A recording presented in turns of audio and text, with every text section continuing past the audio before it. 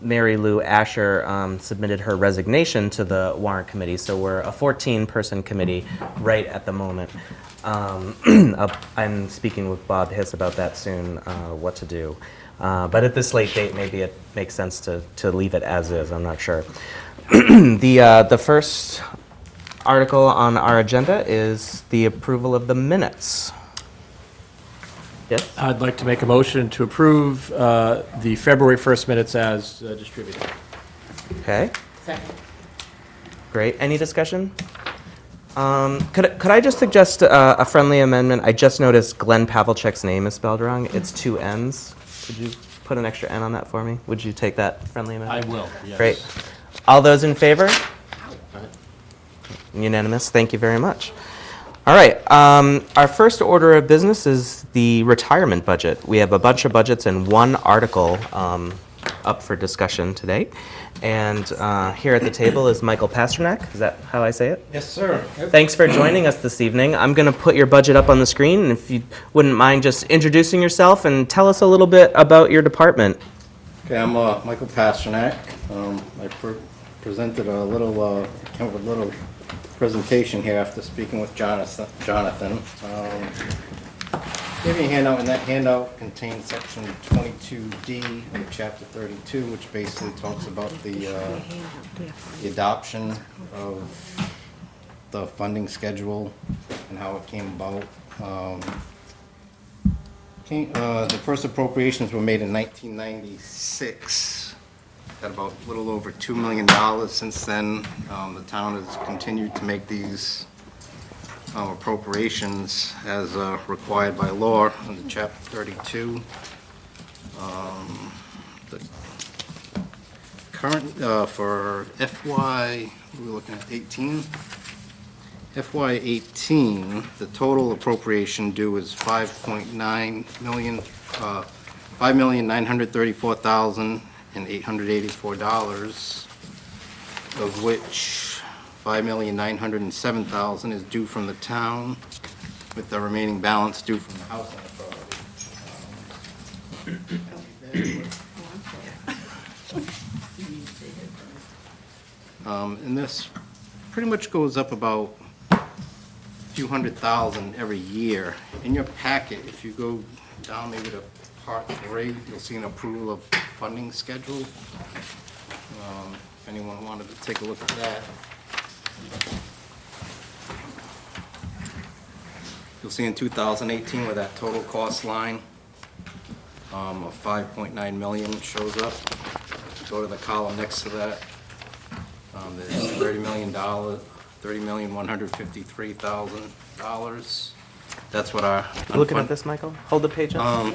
kind of looks like this. Okay. Do you have extra copies? Sure. Yep.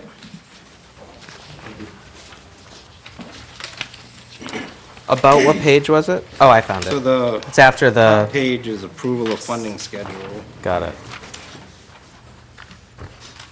So if you look to the right of that 5.9 million, that shows that Milton's unfunded liability right now is $30,153,000. Then if we just look down the line, there is, our schedules of appropriations due up until 2026, which is hopefully when Milton will be fully funded, if all goes good with our investments. That's probably one of the key pieces to this being fully funded. By 2026? 2026, yep, which is really, Milton's really ahead of the curve for most people. I wasn't able to, had time to get a copy for every one of this, but Milton's ranked about 15th in the state out of 104 retirement systems. We're 76.6% fully funded, and we're amortization is due to be completed, as you can see here, in 2025, with that small payment left over in 2026. There are some towns and cities here that are pushed out, I think, to like 2038, and they're required by law to be fully funded by 2040, so Milton's pretty far ahead of the curve. Great. And I can pass this around for people to look at, but there's also an investment return assumption on here. Milton's investment return, you don't have it in your packet, I'm sorry, but I'll pass we have it it. around. You do have it? Yeah. Oh, okay. Oh, It's great. there. Oh, that's good. I got a little bit more work done today than I thought. All right, so Milton's investment return assumption is 7.75%. That falls in the recommended amount by PERAC, which is our regulatory authority. They're actually trying to drive that down maybe to like 7.5, 7.25, but 7.75 is still an acceptable range. Basically, that's what that is telling us, is that if the market returns at least 7.75% through the 2025, we will be fully funded at that point. If for some reason the market only returned maybe, I don't know, 6.5% over the next 8 years, then we would not be fully funded. But hopefully that won't happen. Seeing this list really does hit home just how few communities are better funded than we are. And if you look, even like a few that are, and it's certainly not all of them, but if you go up to the top of that list, you look at like Massport, MWRA, Greater Lawrence Sanitation Department. Those are, much smaller type, state agencies. Sure. Maybe we'll say where there's very few people, and therefore it's pretty easy to be fully funded.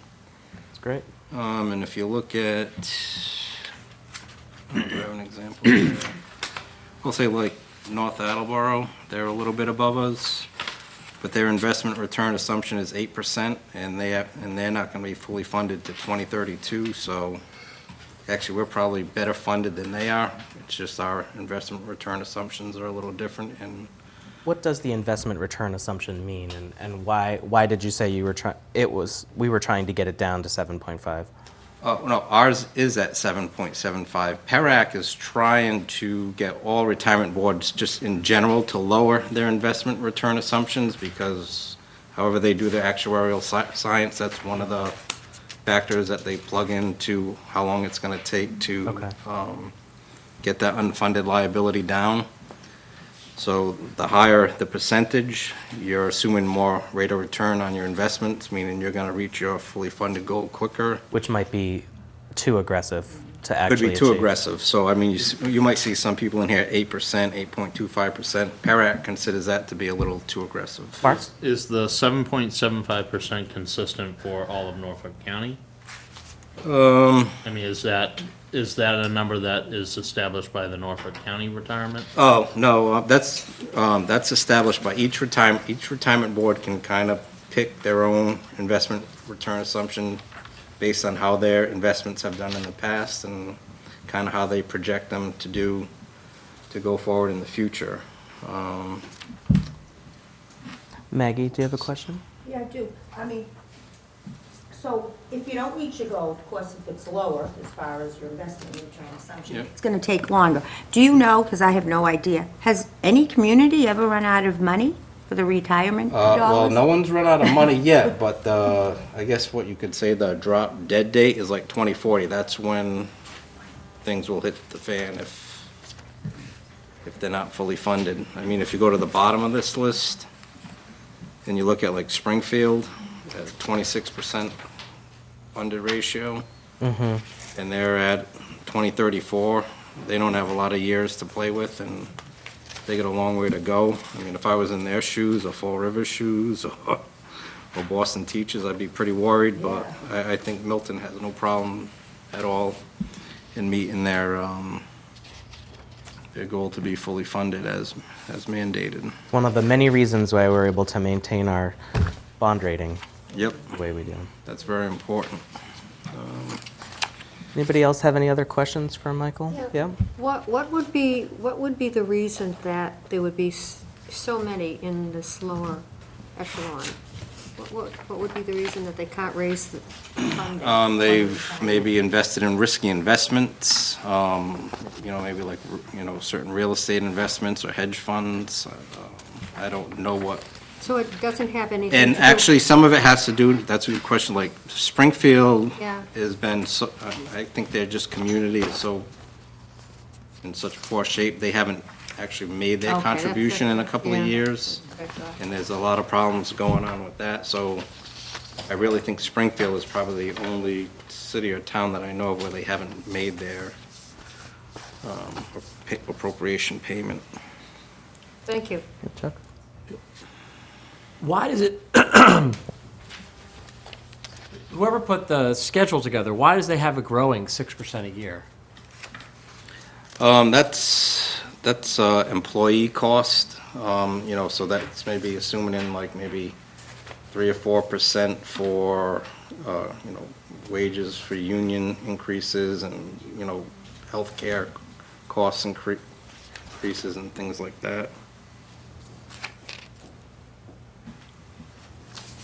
So our I understand- liability is growing. I understand the liability, but wouldn't it be better from a budget standpoint to have it the same? So, To have it what? Say it again. to be the same each year, or, our revenue doesn't grow 6% a year. I mean, it's going up from $400,000 a year. Is it better to have it to be a level payment stream in the budget situation that we're in? What schedule are you looking at now? I'm sorry. I'm looking, This one? alternative 1, 7.75% investment return. Okay. I get that the cost, people get raises, I get, that makes sense, but To get to the point of, so the Milton Retirement Board has at some point determined they wanted to be fully funded by 2026. Yep. And with that investment rate assumption, that 6% increase is the only way they could get to be fully funded by 2026. So way back when they adopted this resolution, that's the number they came up with.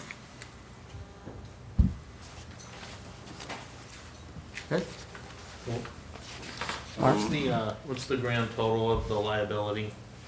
And- Right now, The it's- unfunded liability?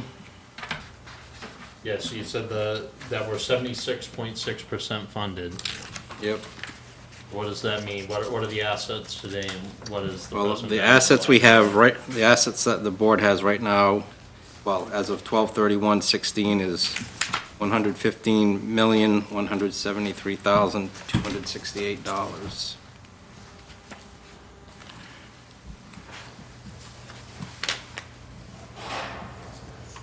And actually, I could probably pass this around too. I actually just printed this off while I was up there. This is our most recent prim statement. I would need this back if anyone wants to take a quick look at it.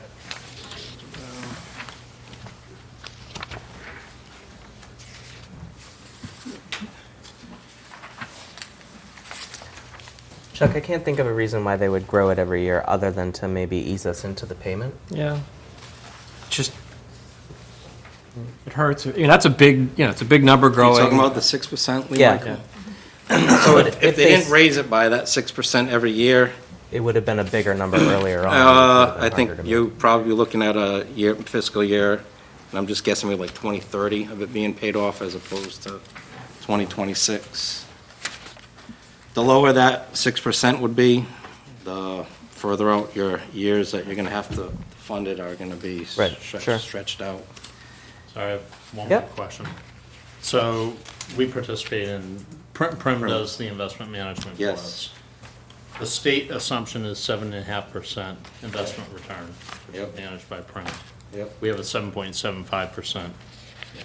Yep, we're part of the same portfolio.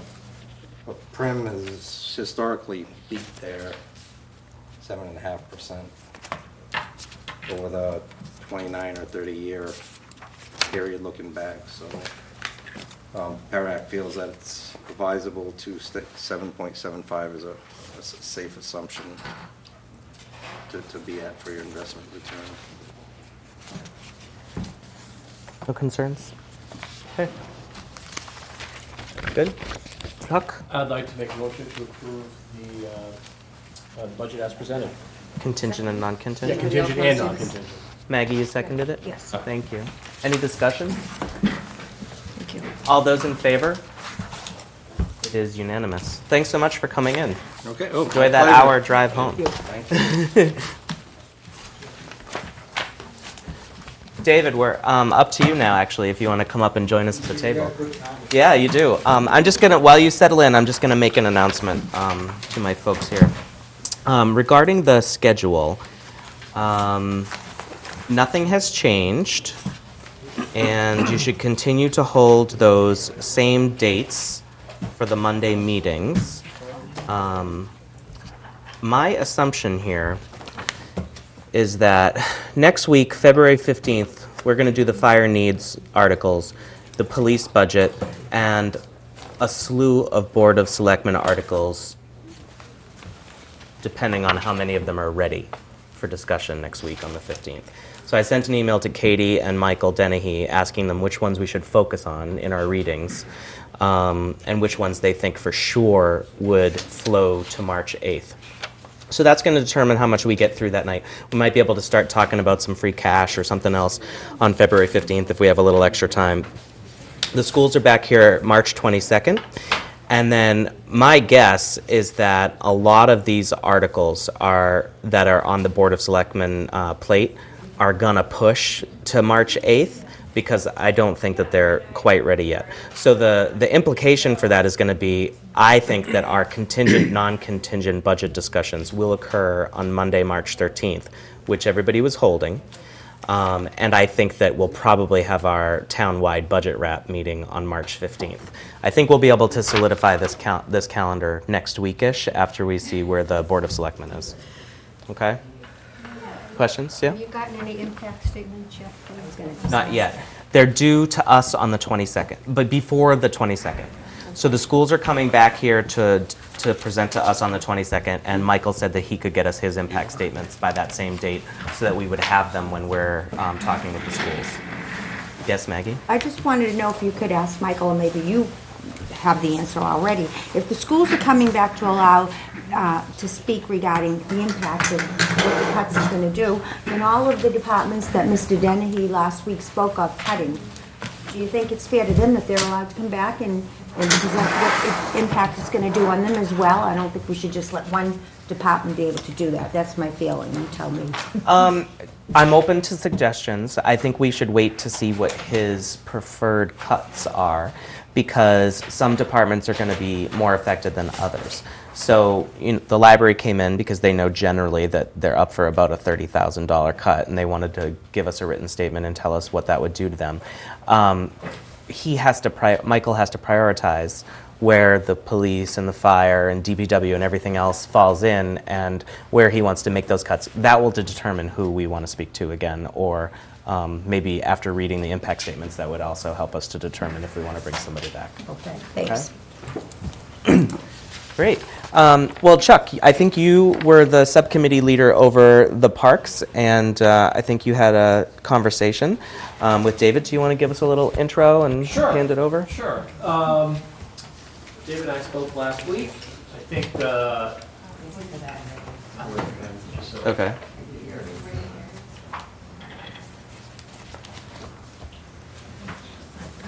Sorry, I didn't want to. Oh, sorry, I was just sorry. introing. I didn't want to. No, that's fine. I wanted you to make sure you heard me, so you could say how wrong I am. No, we had a nice chat last week. I think that his non-contingent budget is, very similar to last year. I think the big difference between the contingent and the non-contingent is hiring a laborer that is vacant, and moving the rec supervisor off the revolving fund onto the kind of the tax levy. That will free up rec funds to do maintenance work and all the work that needs to get done, and really keep fees from going up. That was my takeaway from our conversation. He also mentioned a bunch of other stuff that I thought it would be good for him to kind of talk to the group. We have a lot of new members. But without further ado, I think you should take us through it. What I did is, kind of broke it down into the highlights of my non-contingent and our contingent.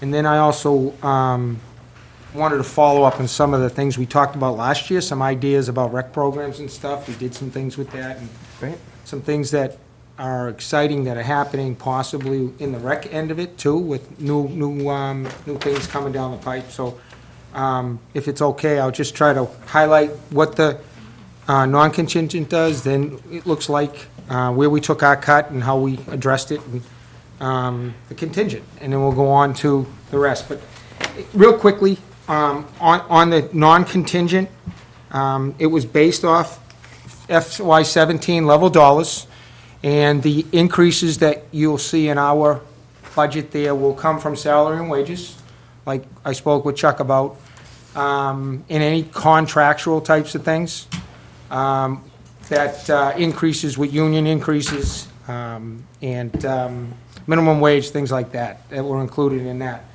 The other, stormwater fee was a new fee that's been implemented this year. Park Department was assigned a number by the DPW, that's part of the increase, and the other increase is the directed sick leave buyback. Under contract, if I am anticipating retirement, I have to put in prior to the next fiscal year by December 31st, that, for my money. So I did that. I'm thinking about retiring down the road. Nothing in stone, but I'm thinking about it. I'll let you know I'm after this thinking about meeting. it too. Yeah, but I'm this close.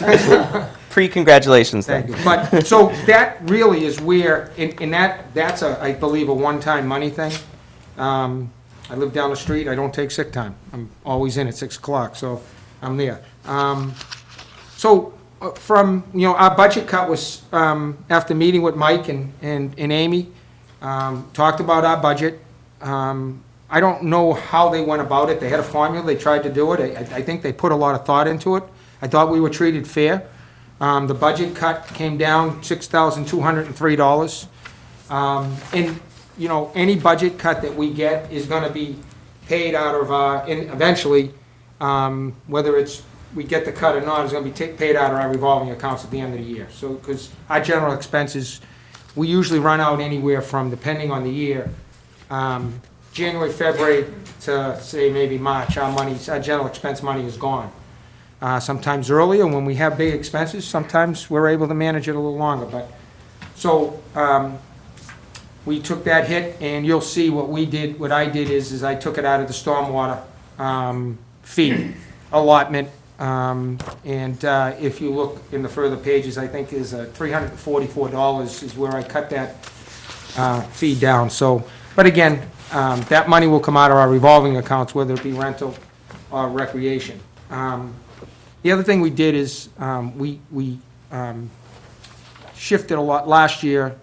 There was a lot, I did a lot of work with the committee on our gift accounts. We really weren't running our gift accounts the right way through honestly, no fault of ours. We were guided years ago by the town accountant who wanted us to set up gift accounts for each park, and so we could monitor what our expenses were for each park. And it got to be a nightmare, and we were told any money that came in, funds that came in from that park, for instance, the Kellyfield gift account, if we ran a tennis program, we would put the money in there. So it was deemed that we probably shouldn't do that anymore. So we committed we would spend all that money by July 1st of 16, and I think we went right into the middle of July, but we closed out, I believe, 3 or 4 gift accounts. And now we're running everything out of, we still have a few gift accounts, like the Turner's Pond gift account. That's a true gift account. We don't accept money into it, but there's money left over from Copeland in there that we use for maintenance. And there's a few others up there. We have a Guile Road gift account and a special needs gift account. And the special needs are true gifts that come in from Copeland and other areas. The Blue Hill Cycling gives us a check every year as a donation to run our special needs program. So we tried to trim that down so we could get a better handle on our expenses there. So if the contingent budget, if we have to live with the non-contingent budget, we're probably going to have to raise recreation fees across the board. Going to have to. We're not going to be able to survive with the programs we have and continue offering them. So the cost of doing them, and it's, we try to, we run a lot of the same programs every year, and then we'll run different programs, new programs. But just to give you an idea how volatile it is, we run the Blue Hill Ski Program. 2 years ago, we made roughly $18,000 in profit as an agreement with the ski. We ended up getting about $16,000 to $18,000 on our side to cover our expenses and profit. In our programs, some have to make profit, some don't. It's the way we have to run it. Last year, it was cut in half. This year, it's probably going to be, if we come out of it $4,000 ahead, we'll be lucky. They've raised our fees and cut the program on us up there. They've increased what we have to pay and in turn what the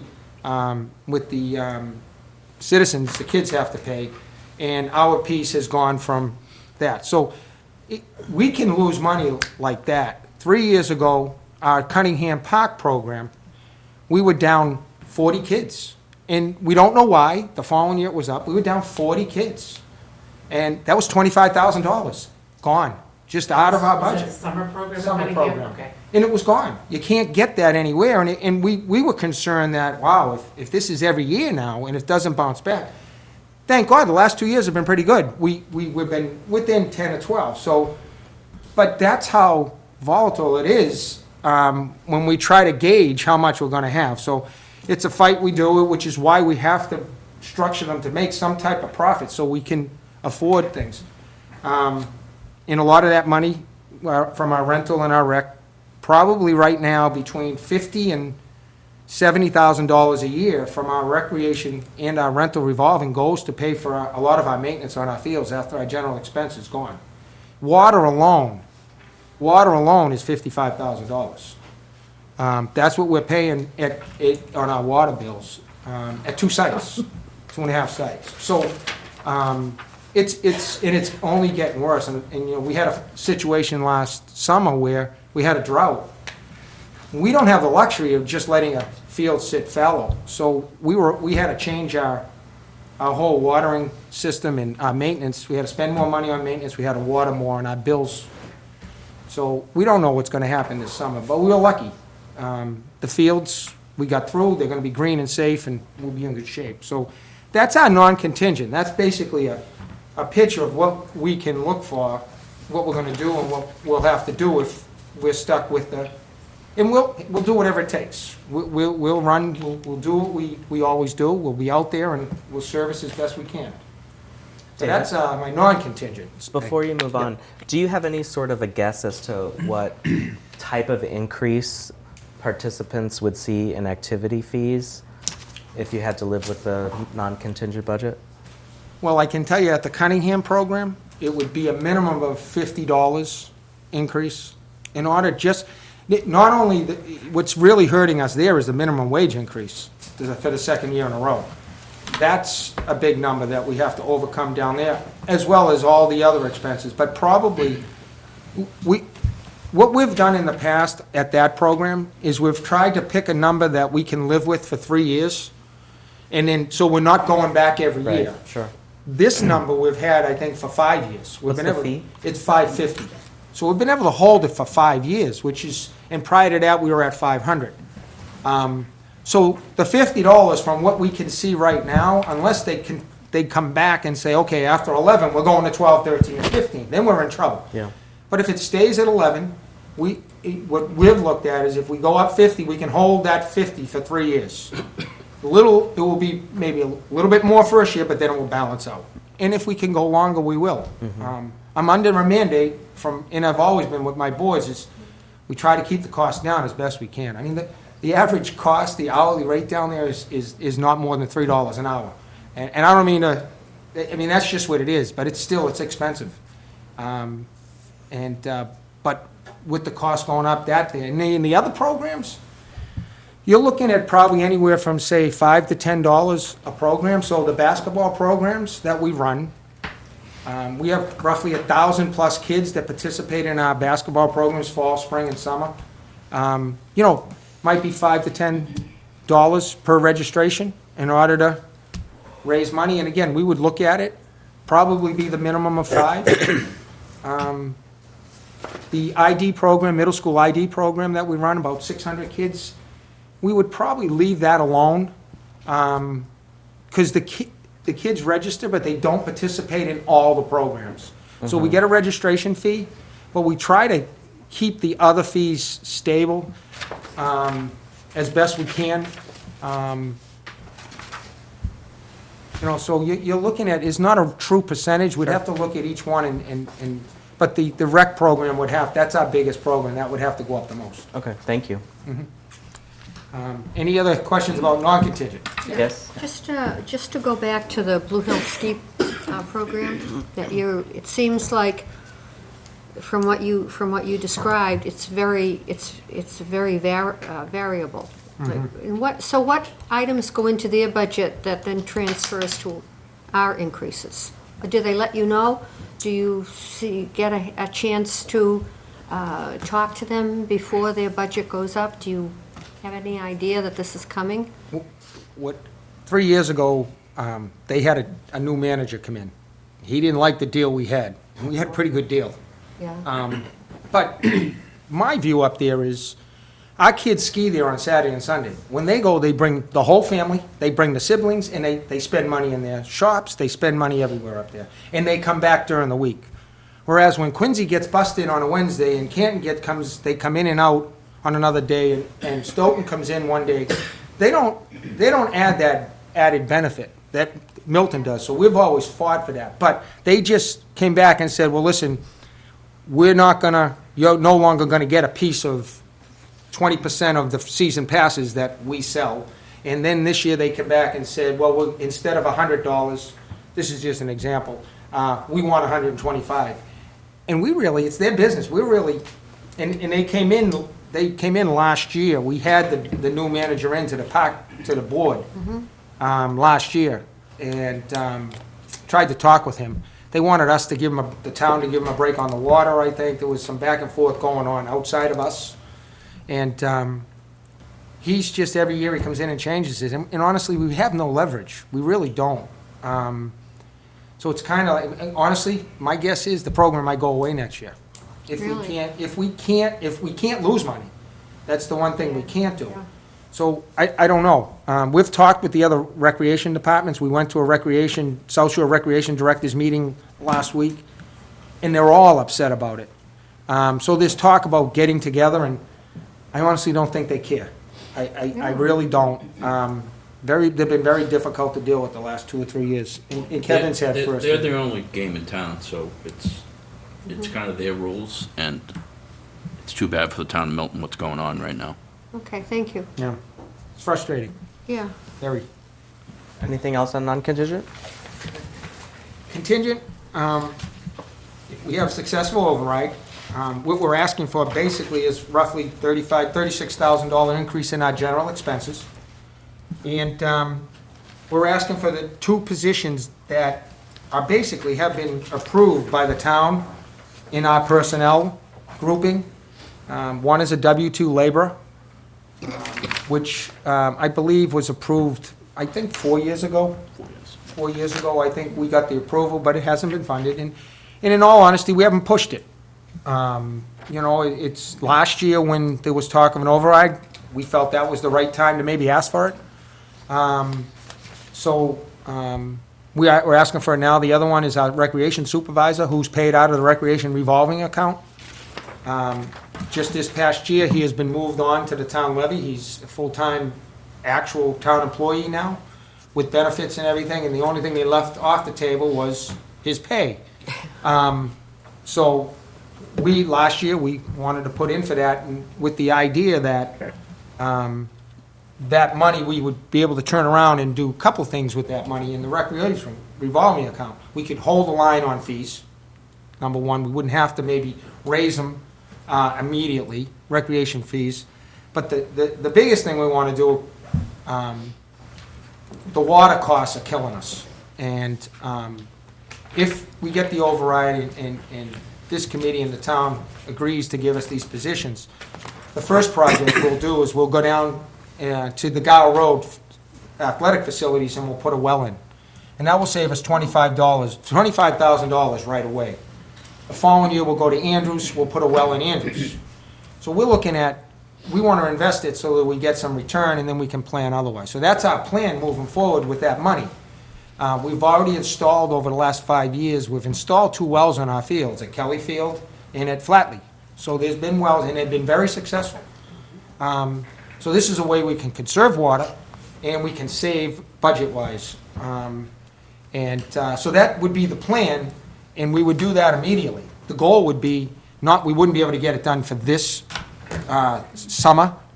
We would do it hopefully in the fall, and reap the benefit starting in the spring. Dave, oh, sorry. Why don't Sorry, you ask I was first? just gonna ask, how long does it take to recoup the Probably- cost of installing a well? I'm looking at probably $40,000 to $50,000 for that site, maybe even 60, because it's a two-level. Jaw Road. Yes, it's a two-level. So at 2.5 years. And then we'd go right after Andrews, after that. Why are you trying to fund those through your budget as opposed to through the capital planning process? We have a capital budget request that we've submitted.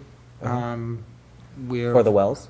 No, but for trucks, parks, and we could load it up, but when we get something, it's usually one item. Yeah. So, this year it's the tennis courts. It's been there for 3 years, the Kelly tennis courts. So it's been there longer, but we got half of it 3 years ago, and we're hoping to get the other half this year. And then next year, we have to get a truck, and so we could put the well on there, but it's gonna be at an expense of something else. And it's been my experience over 21 years that if I get something, it's usually one item. And you think Isle Road would cost between 40 and 60,000? My experience, it costs us over 20, it costs us about 28 to 30 to do Kelly Field. And now you're looking at 2 sites, two levels. Yeah. Even though one well, but if we find the water on the low, we're gonna have to dig up, because the problem is when they built it in one system instead of 2 systems. If it was 2 systems, it'd be a lot easier.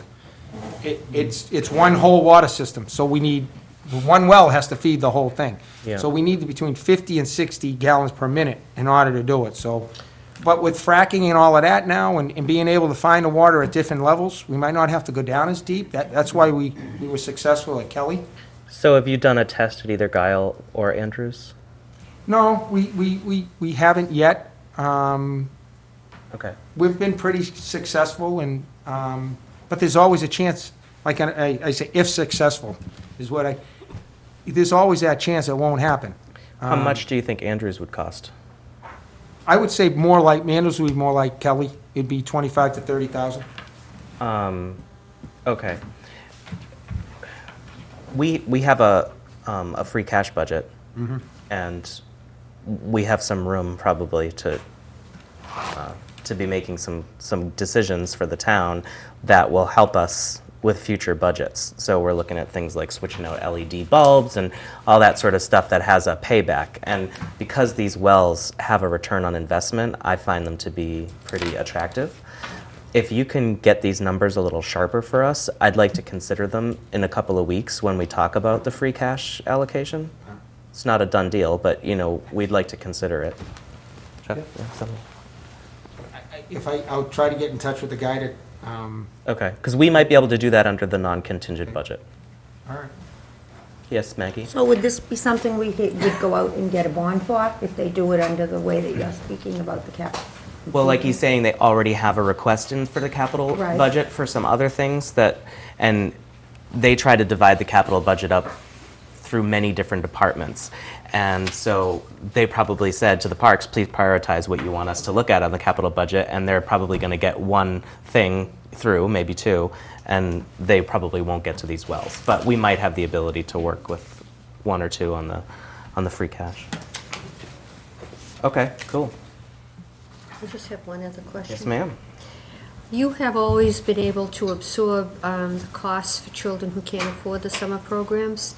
So with the increase in fees, are you going to be able to, is that still going to be doable for you? the way over the years, we've handled it a couple of ways. About 5, 6 years ago, we had some donations that were given to us by Driscoll Insurance, and we started a program called SAFE, Sports Off for Everyone. And we would take their money, and there wasn't a lot of money, but there was a sum, and anybody who would ask, we would have to get some type of email or letter from the guidance counselor at their school saying that there is a need. We didn't want to get into the business of asking if there was a need or not. Yeah. So we would get that, and then we would allot, there was never 100%, it was usually at most a 50%, so if the program cost $500, we would give $250, if everything came back from the guidance. That went away a few years ago, and we haven't really been able to find anybody to do that. So, there's an organization right next door out of the church, and the name of it, I can't remember it at this time, but they have funds that they provide, so someone will come to us with a need, and we will send them to them, and they've been 100% helping people. Now, it's not the full amount, so they'll go there, and then we work with them. The fact that there is no town money put there. All the money is paid by the parent who's paying for their kids. So we've never really given that money away to other kids. It's been something that the boards in years past, the money was given to us for their kids and their program, so it's kind of a touchy thing. But, so to answer your question, we do work with the church next door. Pretty much everybody that asks, they're 100%. Is that the Milton Residence Fund, you think? I don't. Is it Diane Ferrara? Yes, it's Yeah. Diane, yes. It's the Milton Residence Fund. Yes, and they've been tremendous. All we do is refer, we'll send people there, and they're very receptive. But as far as us, we don't have any type of multiple discounts or multiple children or something. It's something I was gonna talk to the commissioners about if we do raise it, the Cunningham program, if we do have to go up $50. One of the suggestions I was gonna make, and I'll make it now to Kevin, but maybe like $100 or $150 discount for the second child. But for the second, third, or fourth, we can't afford to cut even more because every dollar is Yeah. being put best. So we'd like to do something like, that would be my suggestion, if we were to go up, is to give some type of multi-child discount for that program especially because it's so expensive. It's a great deal, but it's expensive. I mean, there's parents that are sending their kids up there, there's 3 of them, there's 4 of them. I know. And they're paying that for the recreation, and they get a good program, but it gets expensive. But it's hard for us to say, okay, we're gonna let you have a cost, but Billy's father's paying for it, our mother is paying for that whole thing, so it's something that we're gonna talk about when we go down that road. You're welcome. I have a few other questions, but does anybody else want to go first? Anybody else have anything? For the increase on your contingent budget to your, I think it's your general line, there's about $25,000 in there.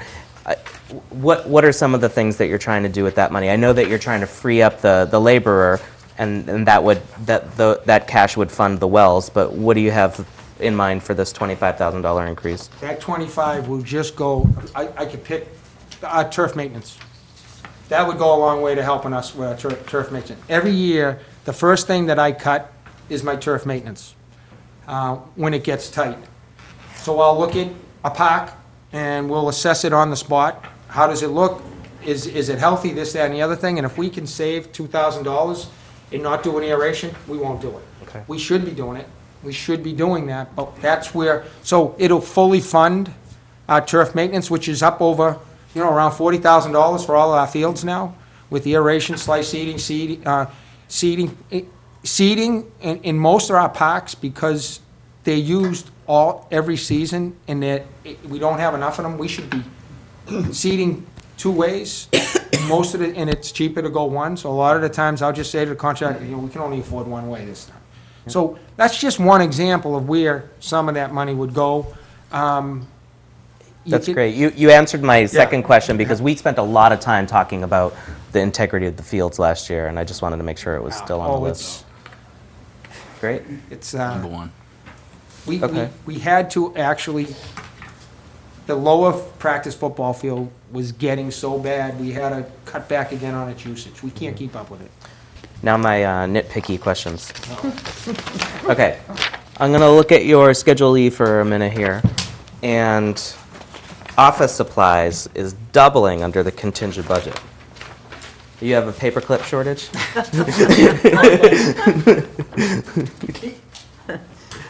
And I'm joking because it's doubling from 3,500 to No. 7,000. I'm not. But what's up there?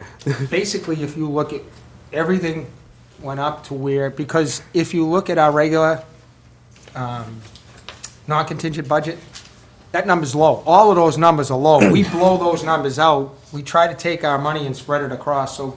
Because none- you're supplementing with fees. when you Exactly. run. So that number represents more of a true number for our administrative costs, our phones, for our guys, our copier, the contract and the copy, things like that, our fax machine in the office, things like that in the office, that paper, you name it, that we're using. Okay, So it's. thank you. Yeah. And so the same answer for electricity, I Yeah. assume? Okay, good. I understand. Chuck?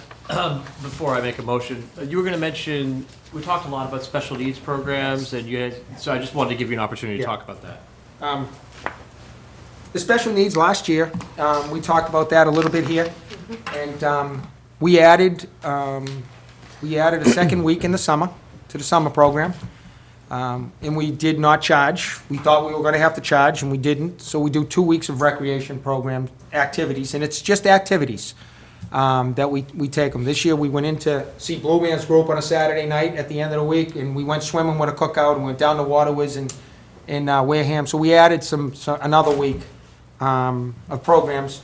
And then during the week, this year, we do the Wednesday night program. We added a musical instrument night where they come in and they teach the kids, they introduce them to musical instruments. And we're going to go to Disney on Ice again.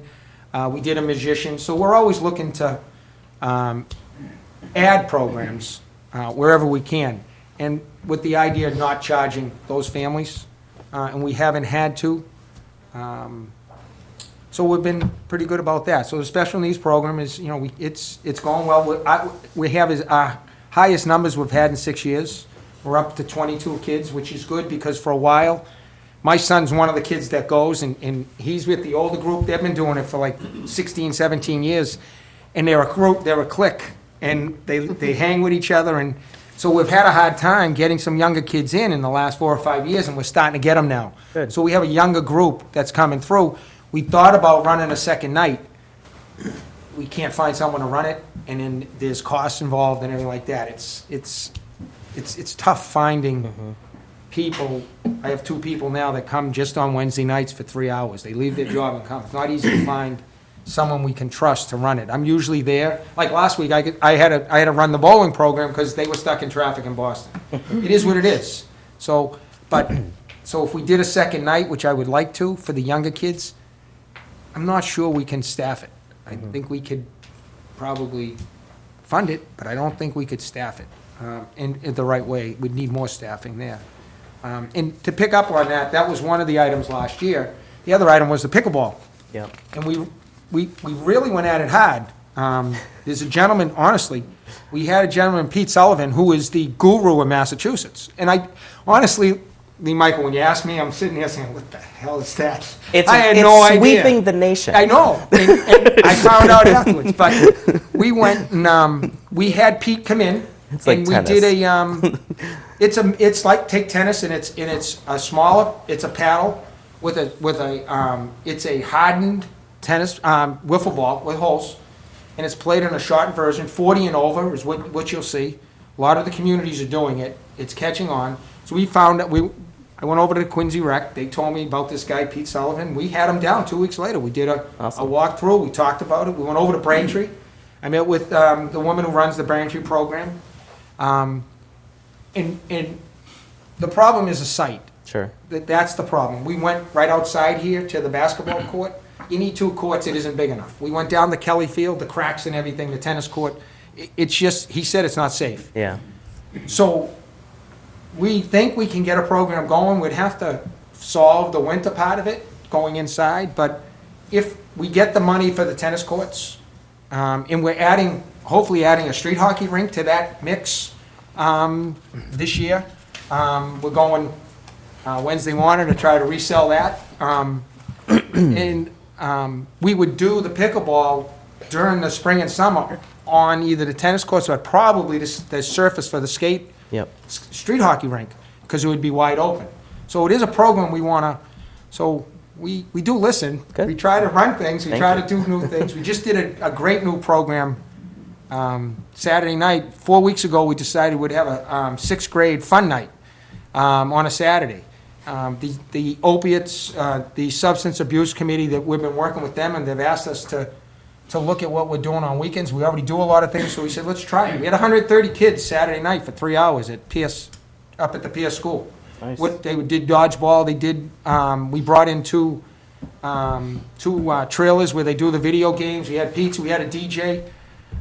We had the Curry baseball team down, they helped out with about 15 of the high school kids, and they had a blast. They were there till 9:30, so we try to do what we can with the limited space, and I will say this, and I'm trying to put it out everywhere. The town needs to make a commitment to facilities, for the parks and the recreation facilities.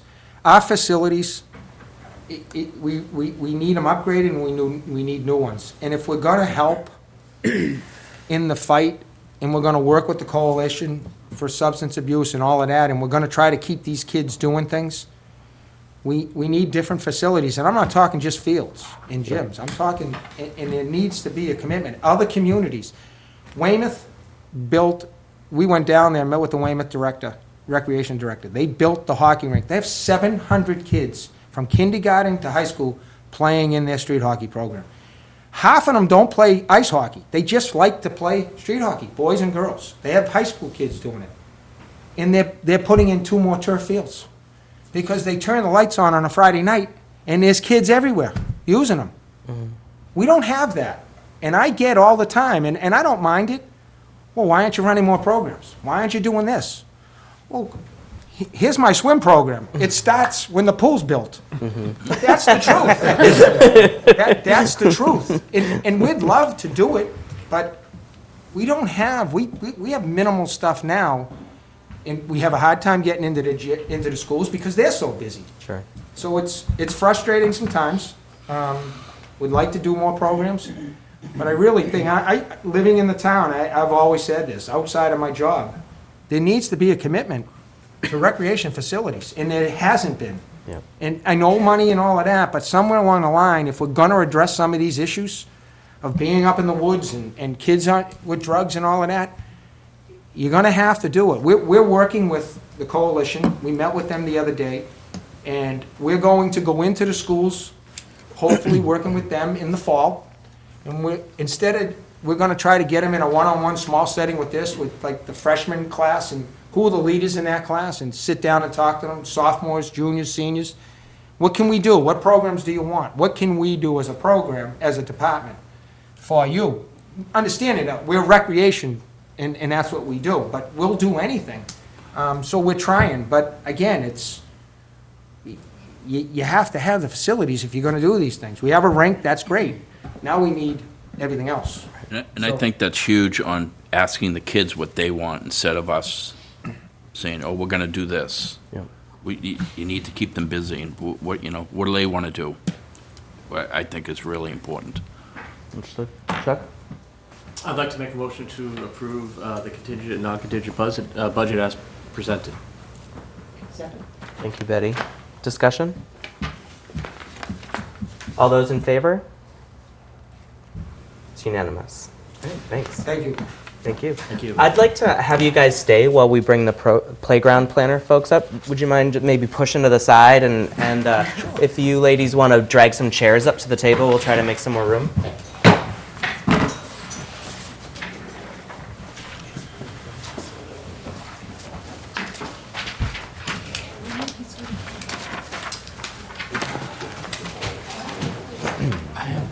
One goes to Everwood, Sharon. Thank you, Amy. Thank you. Thank you, Dave. Goes to, geez, I can't think of the name. It's down the Cape. She goes for two weeks overnight. Yeah. Girls Cup. I can't think of the name right now. They're at the funny age. They're like too cool for camp. Welcome back. Work yet. Thanks so much for coming back.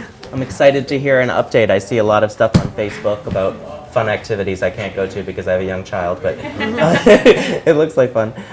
Looking forward to taking them to a new playground someday. Do you want to start maybe by introducing yourselves and just tell us a little bit about what you've been doing this year? Okay. Do you want me to start or do you want to? I'm Kelly. Hi, Kelly. I'm Carolyn McKay. I'm Sarah Skillen. Hi, Sarah. Hi. So we are working to raise the money to renovate all 4 of the town's playgrounds. We have a goal of $750,000.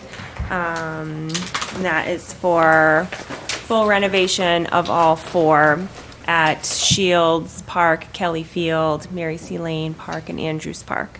We have $451,327 committed to date.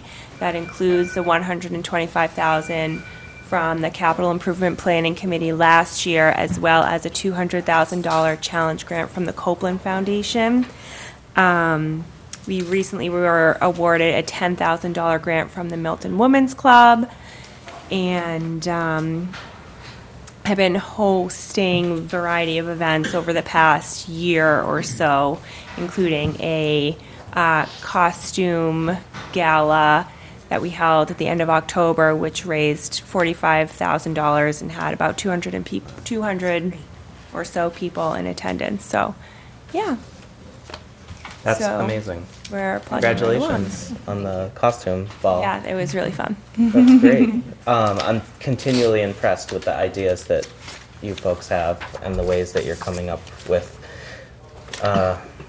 socking away some money to replace something that I really do feel like the town should have replaced long ago. So I appreciate all of the volunteer time that you ladies put in and everybody else that's involved. So thank you very much. Thank you. What's your outlook on savings to get from 451 to 750? What are your plans for closing that gap? And do you have a timeline where you think that would happen by? And do you have a specific ask of the town at this point? Well, we need to raise a little over $100,000 to meet the Copeland challenge.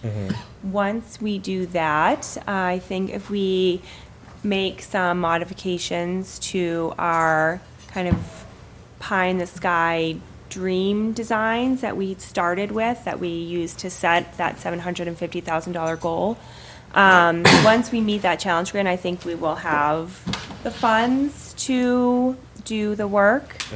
We have enough right now using the 125 from last year's Capital Improvement Planning Committee and what we have raised thus far to do the work at one of the parks.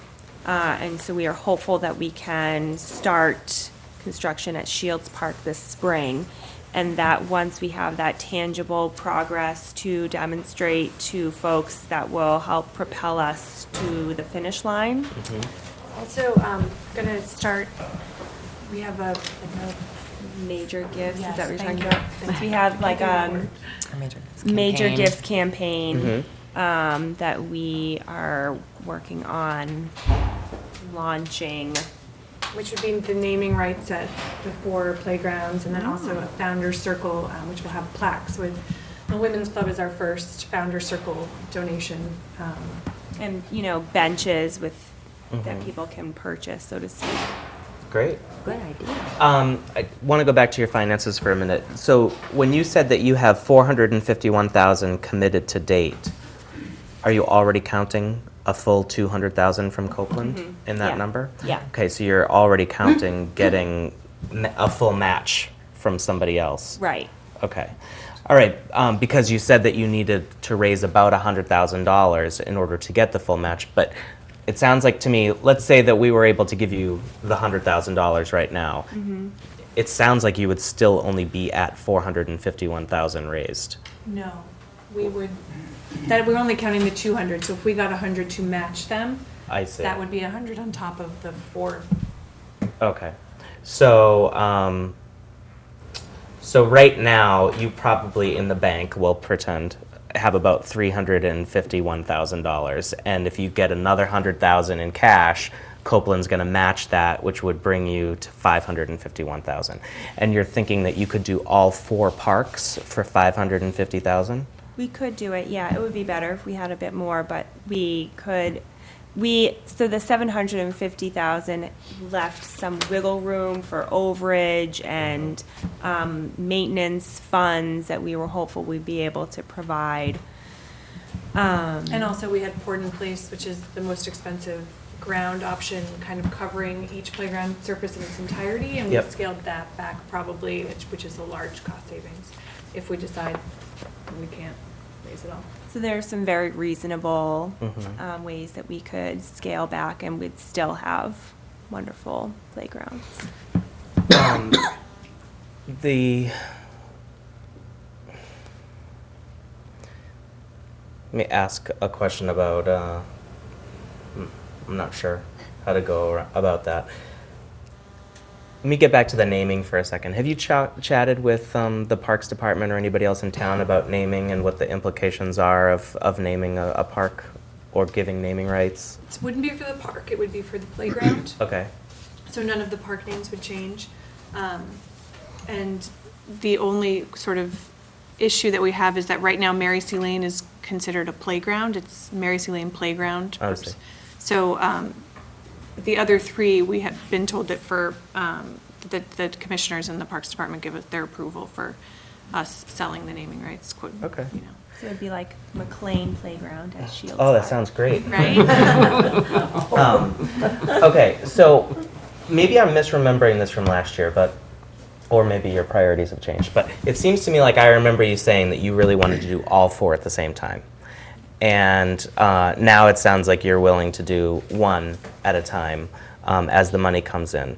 And that's interesting to me because one of the problems with a municipal budgeting process is that if we're not talking about the way we put money aside last year, which was through a bonding program, that $125,000, if we're trying to, say, give some money to this cause through our free cash program where we have, a little bit left over at the end of the year or whatever, that has to be used up within the fiscal year. If it's not used up within the fiscal year, it sort of goes away and goes back through the wash and then comes out again on the other side of the budget.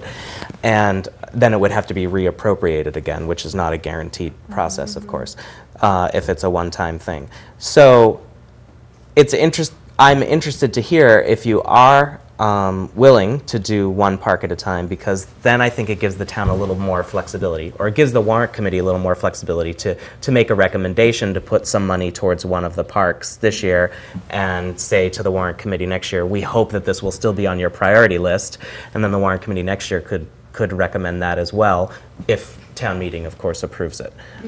So what are your thoughts on that? It is our intention to start with 1 playground Okay. under construction. We feel like it will help propel our fundraising. I think people seeing a new playground will get them excited to kind of get on board, and maybe seeing how amazing it's going to be will make people want to get the naming rights to one of the other playgrounds. And, we feel like it will help us get to the finish line. And our playground consultant agrees, and we've been in discussions with Park and Recs.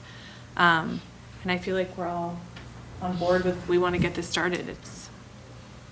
Shields also is the one park that presented the least amount of issues to kind of work Right. out with starting. It kind of has the most simple blueprint to start.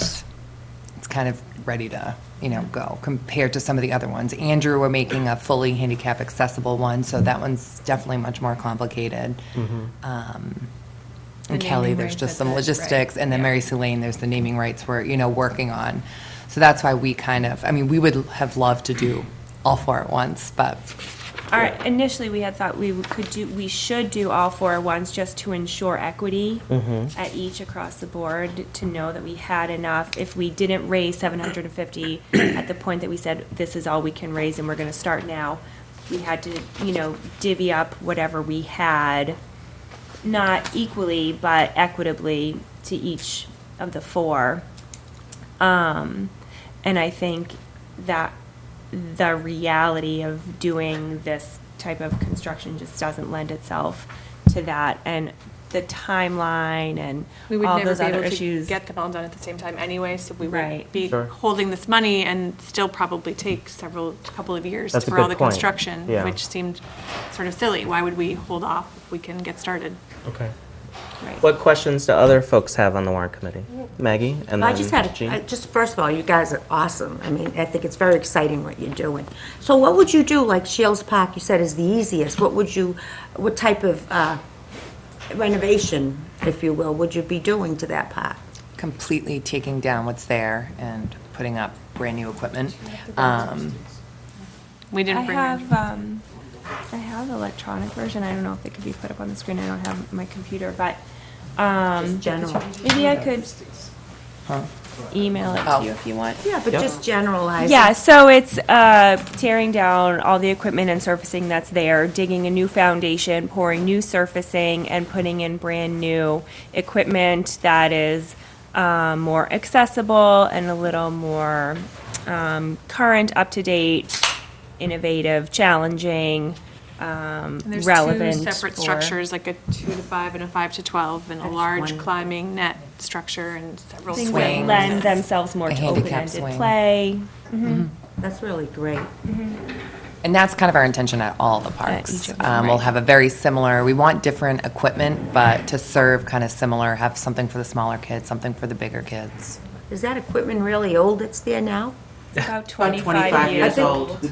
It was totally renovated 25 years ago by a similar group of parents who got together and raised money and did it. Wow. And now the next generation is stepping That's up to great. do it. And I think I agree with what Lee Michael said, it's the town too bad. They should have been doing this all along, you're right, but kudos for them. Yep. Jean? Well, one other question is for you. Okay. The starting date, do we have a completion date when we give funds out? Is there any? Well, if we were to, say, allocate some money from the free cash, they're hoping to start construction in the spring, they said. The free cash budget would start July 1st, so they could expend money on equipment anytime between July and the end of the next June.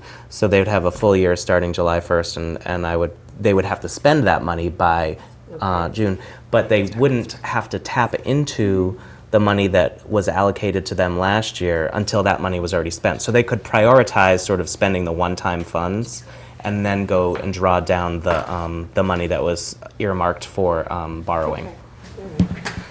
So my second question was, do you have renderings? So do you have any? You do? Yeah. So that would be nice to see. Maybe everyone in the world has seen them except me.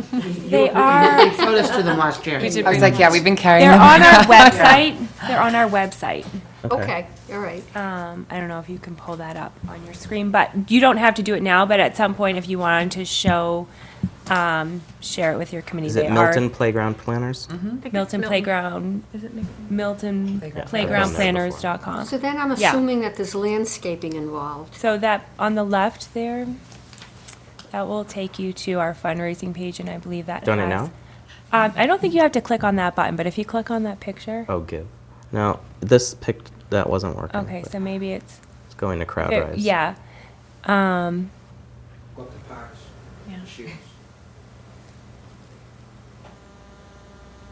Oh, yeah, it does have the. Oh, wow. Okay, yep. Sorry. So that's the current So photo. that's Shields, well, yeah, last fall. Pretty much the And same. proposal. Mm-hmm. Make you want to go on it? Oh, yeah. Very neat. Is there anything here specifically designed for accessibility issues? I've been to some parks where amazingly they had swings for wheelchairs, which I had never seen before, and all sorts of different stuff.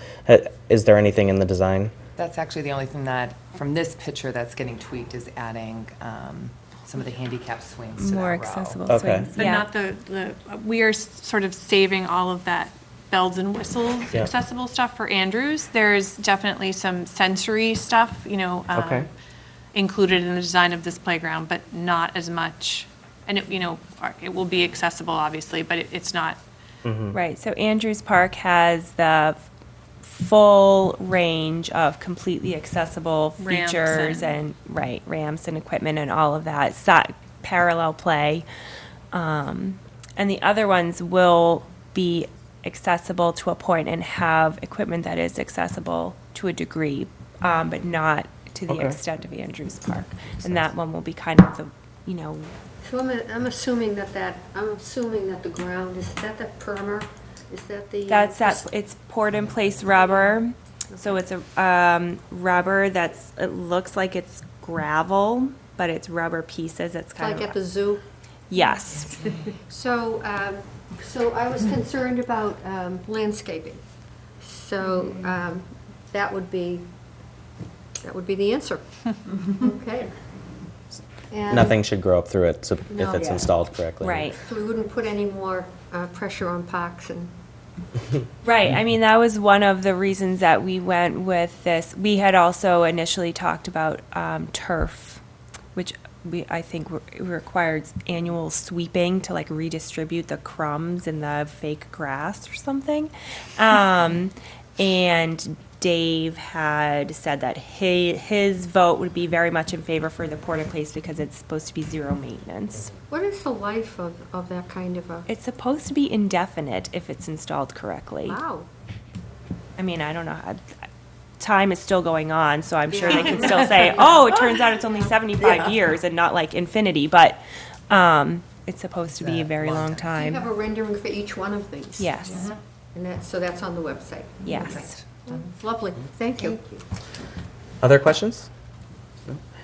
Dave, we're not playground builders, nor are we Parks Department leaders. What concerns should we have? Do you have? What things should we be taking into account here?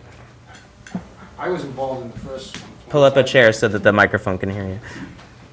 I was somewhat involved in the first one 25 years ago. I knew that, Brian very well. She graduated high school with my wife, and they're still friends, and I know her well. And that whole group, they were involved with that. So I lived through that, and I really don't have any concerns. I think it's way over needed, and it's, Yeah. like I said earlier, about our facilities. This is one of them that we need. We just spent at Andrews $2,500 this past 5-6 months ago because the roller slide was busted. Mm-hmm. We had to remove it, and we had to put something up. Yep. They're old, and we need it. I like the poured rubber. We can go in there with a backpack and a blower and blow it all out. Yep. Vandalism is we get now. Yeah. So it's something we're gonna have to live with. The maintenance piece the budget piece that they're gonna put together would be a big help to us if somehow there would be some money left over. Again, not putting pressure on them because the money should go here, but if there is, it would be nice if there was some money there so that if we had a piece 3 years down the road, we'd have a fund that we could go to. Yep. What we had planned to meet tomorrow morning. I had gone to Mike Dennehy and, let me back up. We hired a contractor, Yep. Nancy White. I've worked with Nancy for 20 years. When she was with O'Brien and Sons, when we were fixing all these parks, I would always work with her whenever we needed a contractor, a consultant. So she started her own business. I put her in touch with Carolyn, and they met. And then we ended up, we've retained her to work for the park department as a consultant on the job. We were gonna meet tomorrow morning, but she had to, because of an illness in the family, can't make it, but I think we're gonna try to still meet.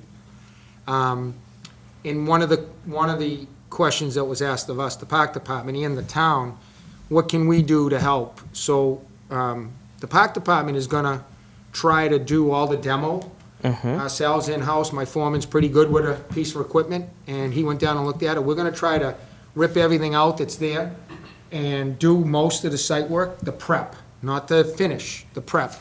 The contractor will guide us on that, and Nancy will guide us on that, on how we have to do it.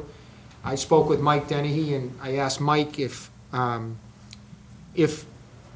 this thing does not roll out as quick as we want it to, and we get into our spring season, when we need to be doing fields Right. for the high school, in other things, we may need help, and I need that backup.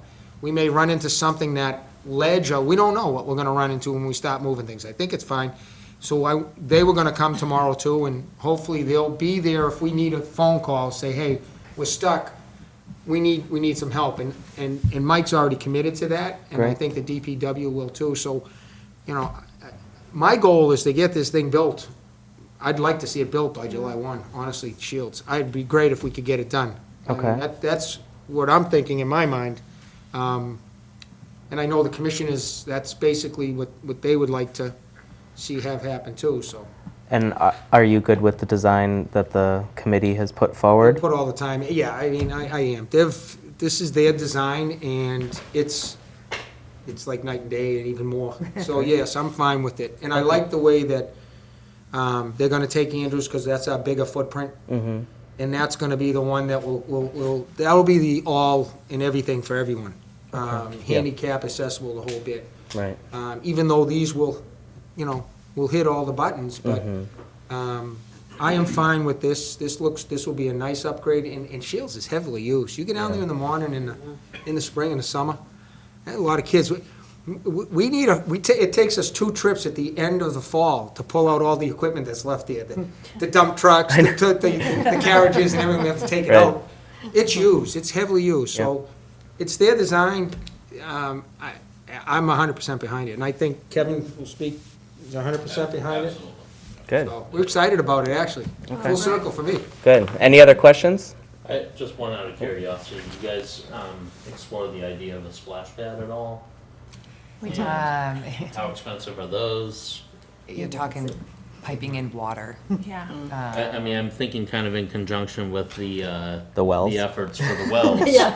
You know, if you're gonna be doing something like that, stitch in time saves 9, but That was kind of outside of our purview at the time that we undertook all of this, so. Some of the sites, I mean, in the future could definitely It would support be one. wonderful. But we kind of, for our realm of fundraising, had to just focus on non-piping. Renovating. Replacing what was like kind. existing, Right. Yeah. But that was definitely, I mean, And everything comes into play. If you build a splash pad, that playground's gonna get more usage, and then you'd have to go talk to the abutters and make sure that everyone's on board with more traffic. And we just felt like it was beyond the scope of what we as, residents were willing to take on and capable of doing in a timely fashion. people in the community But we did definitely look into tried. it. We can pass like all that information to you if you're interested. Anybody else? Well, I think you've taken on plenty, so again, thanks very much for that. We're going to take up the free cash budget in a couple of weeks. I don't know what other needs are out there. The Board of Selectmen has a wish list too, and there's some other wishes coming to us, so we have to evaluate and prioritize everything. But this is on the list for consideration, and we will let you know how that goes, and hopefully we'll be able to send some sort of recommended amount to town meeting to vote on. Great. Thank you all so much. Thank you. Does anybody need a break, or do you want to press on? Press on. Press on. Okay. And I vote. Bob?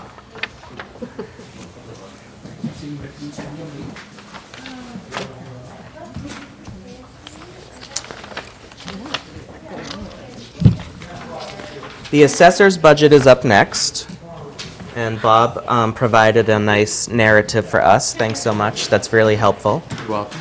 And do you want to introduce yourself? Sure, I'm Bob Bushway, Chief Appraiser for the town. I've been here 2.5 years now. And I do have a one-page summary sheet, if that might help. Sure.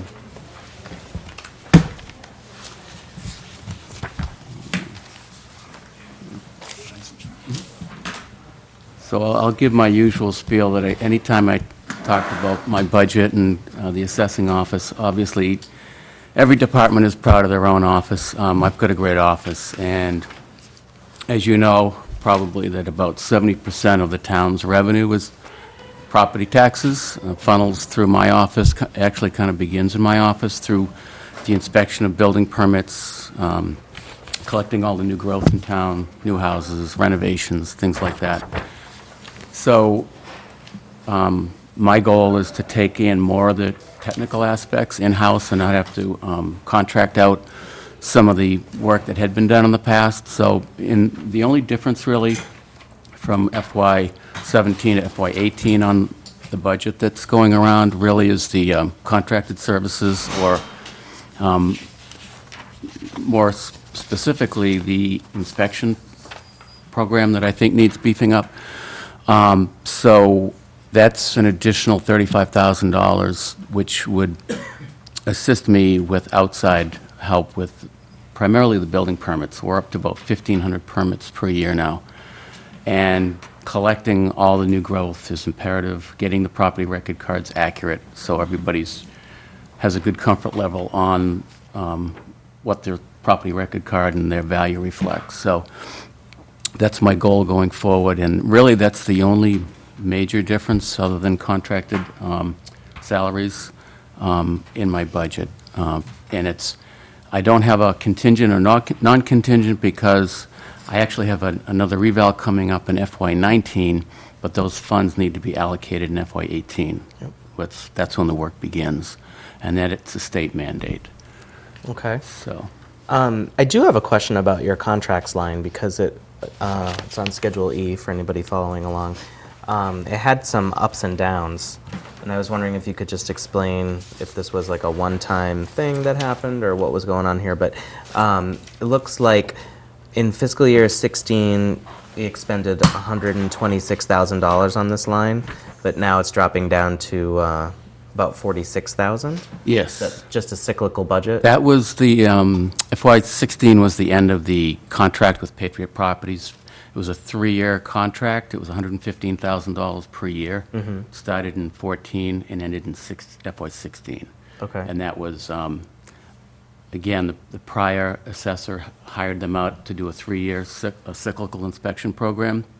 What I'd like to institute would be a lesser amount each year, roughly about $25,000. On the opposite side of the sheet I handed out is I'm in the process of getting contracts and getting somebody that will help us on an annual basis so we don't have huge spikes like you saw, Okay. like your question was. So, So the $46,000 on the contracts line would cover that yes. plan that you have there?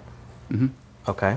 Yes. Yeah, Chuck? I'm sorry, the 35,000 is that a one-time thing to get caught up, or is that just, That'll be an annual. that's an annual? Yeah, Okay. because, and actually, I plugged that number in before I started, bidding, and I think I can get that down closer to 25 to 30, because I've been contacting some other vendors and trying to whittle that number down. So I think it won't be the 46, I think it could be hopefully less, closer to 36 on the contracted services.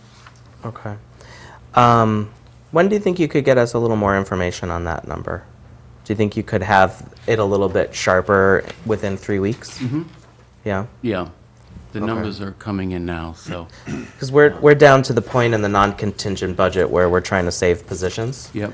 So if we could, we can approve your budget as is because it seems like a reasonable request, but if you can get that down and we can reapprove this budget at $10,000 or $15,000 less, that helps save part of a person in the Definitely. non-contingent. Yes. Okay.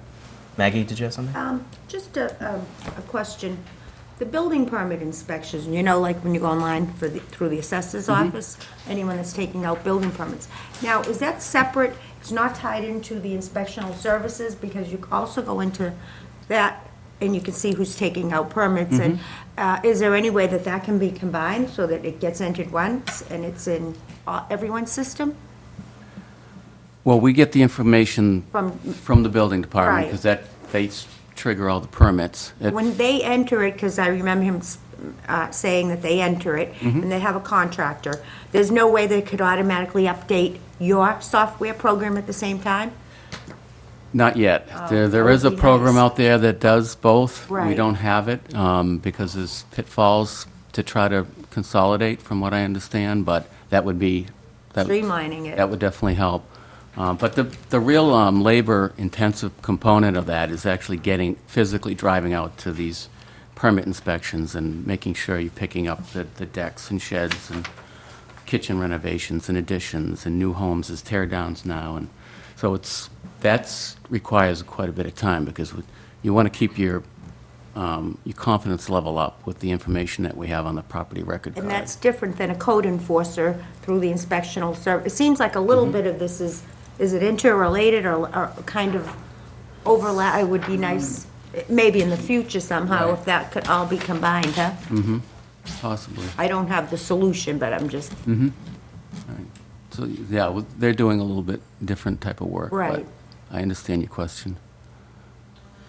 So you mentioned property cards. Are those actual cards, or is it on the computer? Well, now it's electronic. It is, okay. Back in the old days, everything was an 8.5 by 11 sheet, so we yeah, still those call it. cards are great. Yeah, so, but it's evolved since I've been in the business quite a bit. And who can access those can property owners access? Oh, yes, it's on our town website. We've Okay. got digital photographs, sketches of all the homes. And that's that's the labor-intensive component that, the computers have been great, and they've been able to help us streamline the process, but you still need somebody out picking up work. But unfortunately, there's a lot of people that do work and they don't take out building permits, so that's just the reality of it, so. You just catch those on the revaluations? Or? Exactly. And, if we have somebody out, if I can have an annual kind of a cyclical reinspection program, you may go out on a shed or a deck addition, and you pick up other things while you're out and doing the inspections. And I've also instituted hang tags, where in the past, if nobody's home, most people aren't home during the day. Now we leave a tag at the door asking the homeowner to give us a call and help us with an interior. Sometimes there's finished basements or things of that nature, or interior renovations that we just don't get into. Okay. Yes, Jean? Two things. We talked, I think, last year about when you hired a company, instead of hiring a large company to do the inspections, you would break it down into smaller units, and it was less expensive. Did that work out? Exactly, yes. Well, it's this past year, because the Patriot contract in FY16 ran out, I actually did the inspections, kind of a gap year. But for FY18, I'd like to bring on, there's a company called Mayflower, which is a small branch. The folks that used to work at Patriot, a couple of them branched off and started their own business. And they're, in my opinion, a little bit more professional, and I've used them in the past in other communities, and I think they do a good job. And that's the kind of that's kind of direction I'd like to go in. And they are a much smaller company, and they seem to be a little easier to work with. And the second thing, could you elaborate a little bit on the increase when you were talking about an inspection function with the manager's union contract, and it's gone up a little bit, not much. But what is the inspection function? Why is that? In the salary line? Yeah, in the department head. That's part of the manager's union contract, cost of living increase, I believe. Oh, that's all it it's is. called, yes. Okay. Yep. Not, okay. It's, All right. right. Thank you. Chuck? I'd like to make a motion to approve the contingent, non-contingent budget as Second. presented. Thanks, Maggie. Any further discussion on the assessor's budget? All those in favor? It is unanimous. Thanks so much for coming in. I really appreciate your time. Jim, I think you're going to look... Oh, he is back there. He's hiding behind... Keep waiting, I guess.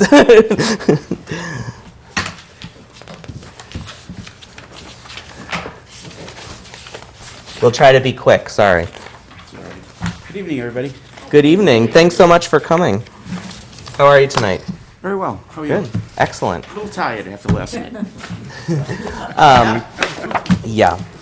There was a lot of talk about that before we started the meeting.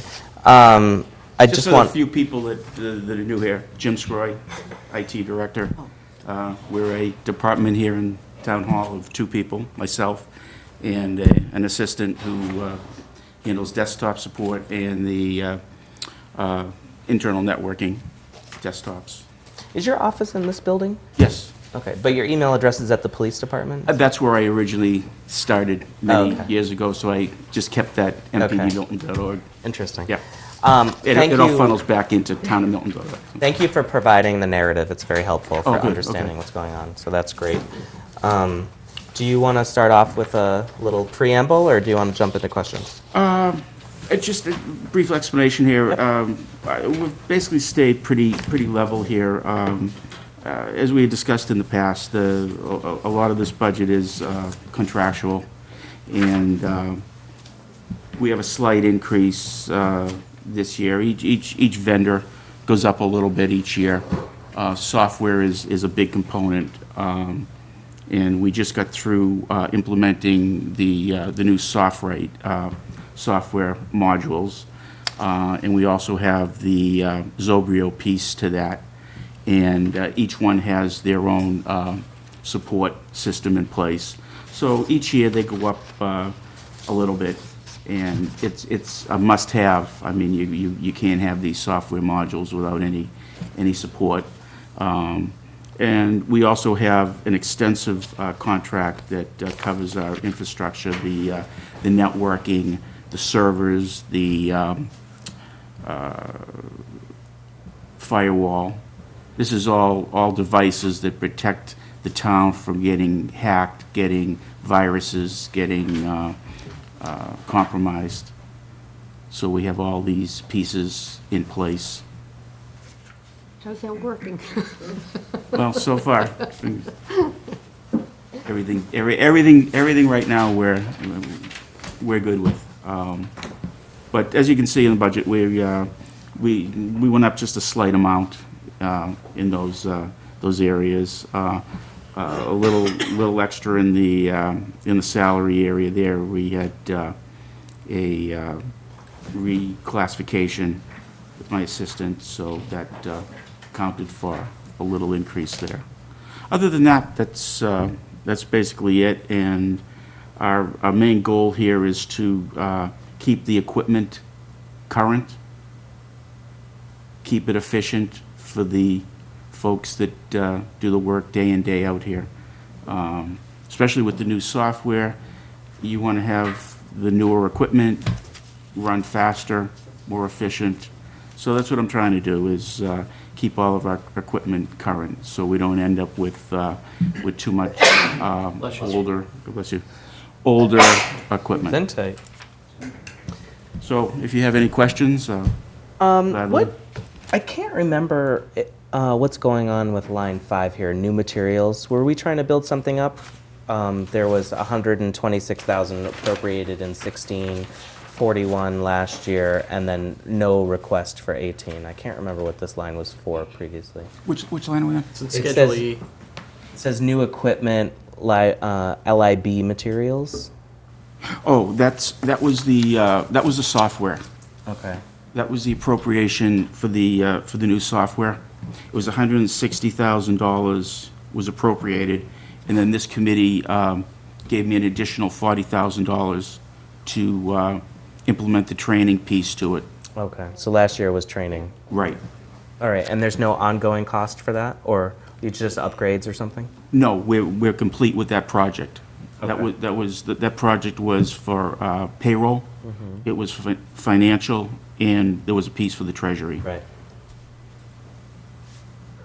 And then, in your narrative, you alluded to the purchasing of equipment, and how in your contingent budget, you wanted to increase the equipment line by $20,000. It goes from $60,500 to $80,500. How does it help the town to increase that budget line and advance those Well, purchases? that's what I was talking about, the computers, printers, all the networking components. But there's a schedule for replacing them right now under the non-contingent budget. I'm saying, how does it help us to make more of those purchases quicker or whatever under a contingent scenario? It gives me the ability to replace more of them. Okay. To take a department and say, okay, we're going to deal with one department instead of piecemealing it and going from, okay, we need to replace this computer or that computer over here. I like to do it in a department setting so everybody gets the same new type of equipment, especially with the new software. it's a key component, so everyone will have a faster running system. What I'm trying to get to is, was the 60,500 enough to meet the schedule of replacement that you had? And if not, is that Well, 80,500 going to allow you to replace everything that's aging out? Or are we still falling behind, or are we making progress? We're making progress. What I'm trying to do now is I'm trying to eliminate all the old Windows 7 computers and bring everybody up to Windows 10. And with that, you get a faster running system. You get a more efficient system, and you have to keep pace with all the other components out there. So that's the reasoning behind that. Okay. And as far as other equipment, you have switching equipment, you have printers, fax scanner, copiers that departments need. A lot of this equipment, yes, it can be repaired, and we do repair it when we can, but it's reached a point where everything has become so disposable now that it's cheaper to just replace it. Okay. Julia needs a new computer. She's on the list. Do you have anything you want to say about that, Julia? Maybe one that doesn't weigh 50 pounds. She also wants a lighter computer, Jim. A lighter computer. And a new laptop. Oh, no, the laptop. My computer planning is fine. Those are a lot of the devices that need to be replaced. A lot of department heads, we have given them laptops, and they can remote in to their computers, their desktop computers. Okay. So that's another key component too, that you need to keep those current. I know the Board of Selectmen, we have, I think we originally had 7 computers that were designated for the Selectmen's office. Those are all very old, and they need to be updated. So they're on the list of items to replace. Great. Maggie? No, that was going to be my question regarding how far along you are, like as far as how many more departments or computers and who needs updates to the Windows 7 and how that's progressing. Well, we do, Windows 10, right? Oh, Windows 10, rather Windows than 10. 7. We've pretty well, set the replacement schedule, and it's just a matter of, picking the oldest ones in the group to replace. Oh, is there So still there's a an lot to ongoing- be left? Pardon me? A lot left to be replaced and, On Windows 7, there's a few, yes. so what's your time frame as far as? I'd like to how many years? get everybody up to Windows 10 in this current year, and then moving forward. Yeah. Great. Other questions for Jim? Chuck? I'd like to make a motion to approve the budget, contingent, non-contingent, as presented. Second. Thank you, Mark. Any discussion? Further discussion? All those in favor? Unanimous. Thanks so much. Thank Have you a good very night. much. Appreciate All all right, your sorry to hard make work. you wait, Nick. You drew the short straw somehow. I think it was because you revised your budget several times. Held it against you. All right, I did not prepare a narrative. I know. I got So you can flog yourself, so I don't have to. I got ridiculously busy. Well, this year we put a new payroll system in. Very trying, getting the system up and running. With the help of Jim and Rob, we got it done. This year also, I had to let an employee go. It took a while to hire the new employee. New employee was at a lower rate, so we saved money there. A few updates. We met with Unibank today, and their online system, there's a lot of upgrades coming to that. You're gonna be able to schedule your payments now. They're looking at a bill opt-out, where if you don't want a bill sent to your house, right now, we send a bill to everybody's house. If you don't want to see the bill, you go in, you opt out of it, and it saves the town postage. So there's a couple of nice things coming. Saves the town what? It'll save the town postage if a lot of people get on board with it. Is that water and sewer too? Or just Well, property tax? I can't speak for water and sewer because that's DPW. I mean, water but- and sewer bills. Yes, that's DPW. Oh, okay. So, I mean, they were, I invited them to the meeting today, and I'm sure they'd also look at it. Lucinda? You know, there's a lot of people that do escrow, half the town escrows the taxes. And if you get all those people to log in and say, we don't need a copy of the bill, it works great. As you'll be able to get that information online now, coming up. I mean, these things are going to be installed probably in April. Great. So if you get people, you know, if you get people involved in it and push it and advertise it, you could save some money here. Good.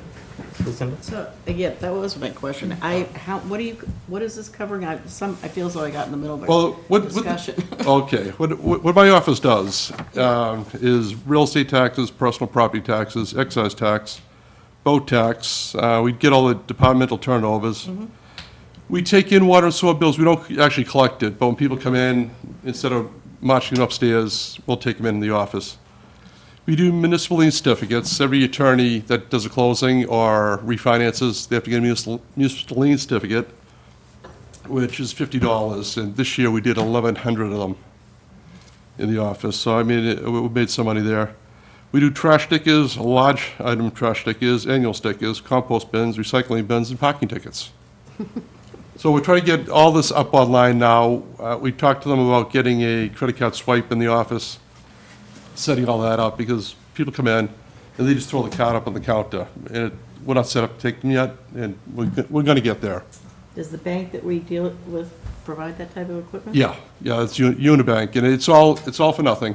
I mean, they're also our financial advisors. We get a very good working relationship with them. When I told them last week, when the Unibank rep came in, I told them that, you know, we're thinking about looking at Invoice Cloud. They immediately came in this morning with a team to show we can match it, we can beat it, we'll do better than them. So it worked. So the goal would be to turn it so that citizens will go online, look at their tax bills and everything, because I get a ton of paperwork. Well, if you use the town's website, Yeah. like you'll dispense with people go to the citizens account where they log in and they think they're paying online, but it's actually cutting a check. It comes to the office. Everyone always puts the wrong account number on it. Now we have to figure out what the bill's for.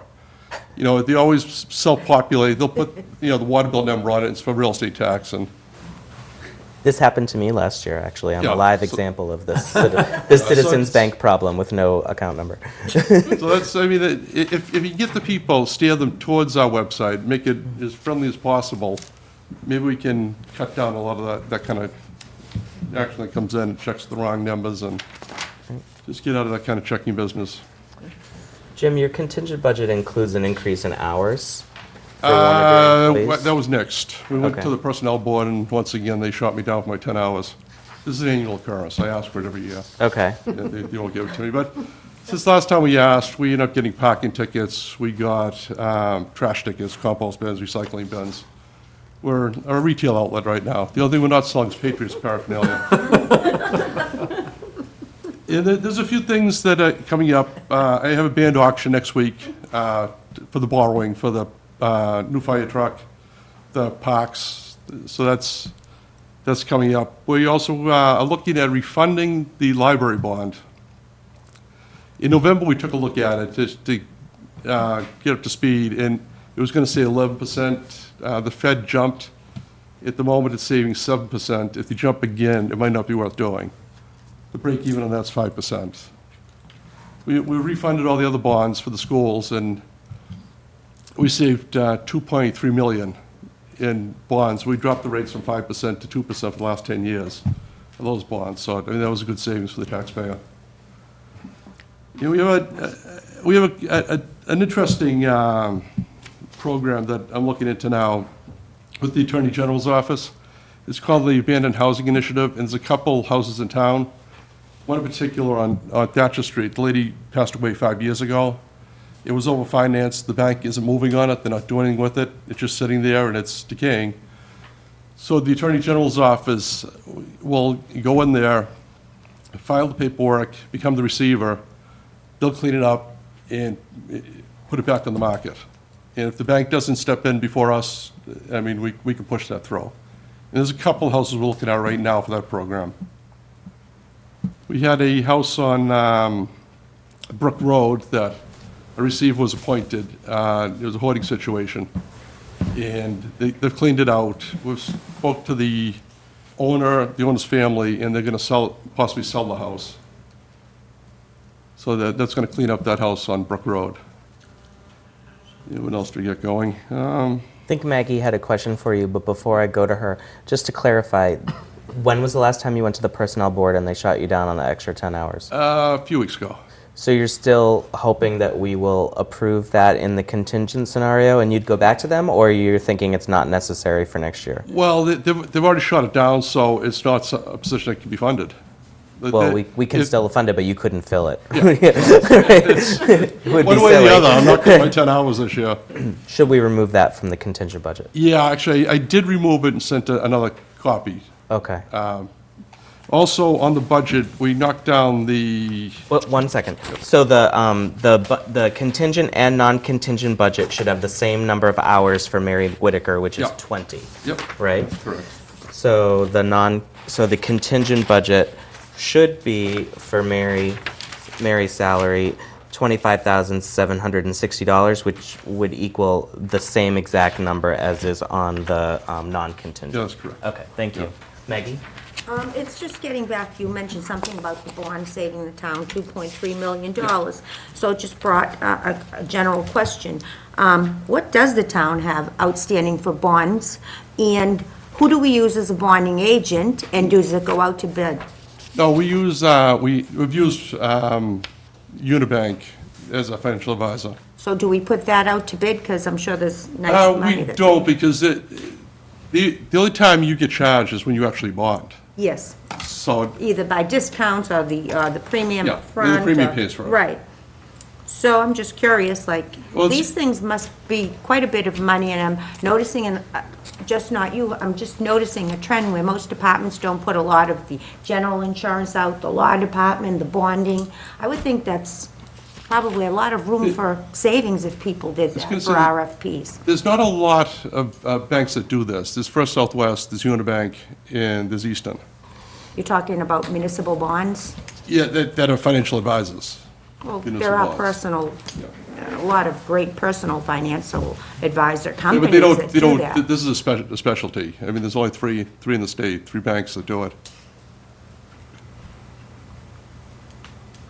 Okay, good. thanks. Did you have anything No, else that's, that you wanted I to say? mean, we have a great history with Unibank, and they look out for us. I'll say, you know, what's coming up, and they'll say, you know, we have a chance to refund this, we have a chance to do this. I mean, they're very good at what they do. no, I'm sure they are, but I just feel, and maybe it's just myself, if we don't start putting RFPs out for these companies, they're gonna get lazy, and how do we know that we're really getting the best deal for our money, for our taxes? But we It's play not- we play yeah. one bank off against the other a lot. I do that to jack up interest rate. So when they come in, I'll say, you know, we're getting this, why are they Now gonna they're go with you? listening to you. They know your game. Well, thank you. But we have done a lot with interest this year, so, I mean, that's gonna show up next year. We didn't do a lot last year. So the auction was sucked out of my office by this new software that came in payroll. So we didn't get a lot done as far as tax title work. So, I mean, it shows the free cash. This year, we've jumped on a little bit more. I just had a land court case. They were gonna turn over the property to me February 9th. The church came in and they paid it all off. They paid my attorney's fees. They paid it up current, so we didn't go forward with the case. There's a few others out I'm looking at now to get back in land court. I think I have 2 questions for you on Schedule E. Professional services line, looks like you're increasing it to $10,000 to match about what you're spending, which makes sense to me. We appropriated $8,000 last year. But the next line down, office supplies, looks like you're going from appropriated last year $4,000 to back up to $6,500. I don't know why we reduced it last year, because you spent, or maybe we didn't know at the time how much you were going to spend in fiscal year 16. But it seems as though in fiscal year 16 you ended up spending about what you're asking for next year. So you think that that's going to be a new level for you? Yeah, and that's how I do the budget. Whatever I spent this year, I just put it on for the next year's budget. Okay, but tell me you needed it. Yeah.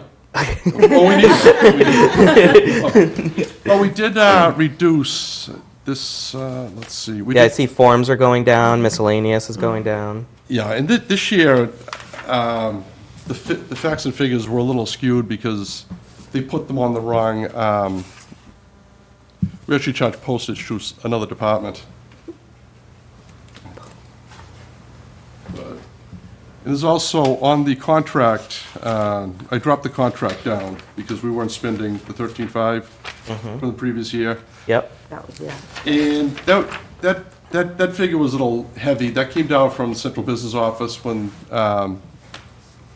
they dumped the parking tickets on us. So that's it runs about $850 a month. They had it for $13.50, and we have down for, I think it's $10.2. The parking tickets, I'm looking at taking that in-house. If we get this up and running for the, on the Unibank, we might be able to do that in-house with the parking tickets. To take credit card payments, you mean? Yeah, Yeah. yeah, and do that online. Okay. I mean, because we're always looking for ways to save money in our office. And I would assume that Might would get you 10 provide. hours if you do that. And I assume it would provide better customer service too, because the citizens are probably expecting that they can come in and pay. Oh, yeah, yeah. And the thing with the parking tickets, they use a company out of Terrytown, New York called Accomplice. And all they're doing is they provide the tickets to the police station and they collect the money. I mean, it's just that people are paying online to them. Why can't they pay online to Milton? Yeah. You know, and, I mean, we'd have to figure out how much it costs to actually print the tickets and that kind of stuff, but we just got this last year. We're just trying to figure out a better way to do it. Okay. You know, it's taking a little time, because, I mean, our office, you sit down, you think you're gonna write a narrative this morning, and your Unibank shows up, Webster Bank showed up. I had Abbey Financial come in because the cemetery wanted to transfer funds out of one account to another account, and then the day just gets away. All right. Sounds like you better start on next year's narrative then. Does anybody else have any other questions? I didn't get a Yes, narrative. Maggie. I didn't get a narrative. I don't know No, why. I He's didn't- joking. Yeah, I He's didn't- joking. He didn't do Yeah, I it. didn't Oh. care about the show. I'm giving him a hard time and telling him to do it for next year. In our narrative, I mean, it's all, 90% of what we do is Mass General Law. I mean, you gotta get the bills out on time. But especially because about a third of the Warrant Committee turns over every year, Yeah. it's really helpful for educating Yeah, folks yeah. on what each department does, and it answers a lot of questions. Yeah, I was gonna say, like, with the bills, you have to get them out. If you don't get the bills out before July 1st, the August bill isn't actually due till November now, because you have to get it out before July 1st.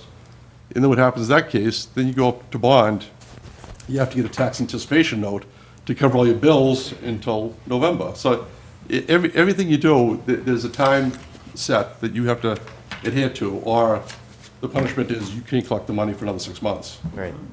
As amended. Yeah, I'd like to make a motion to approve the budget as amended, contingent, non-contingent. Yeah, did you have the most recent one?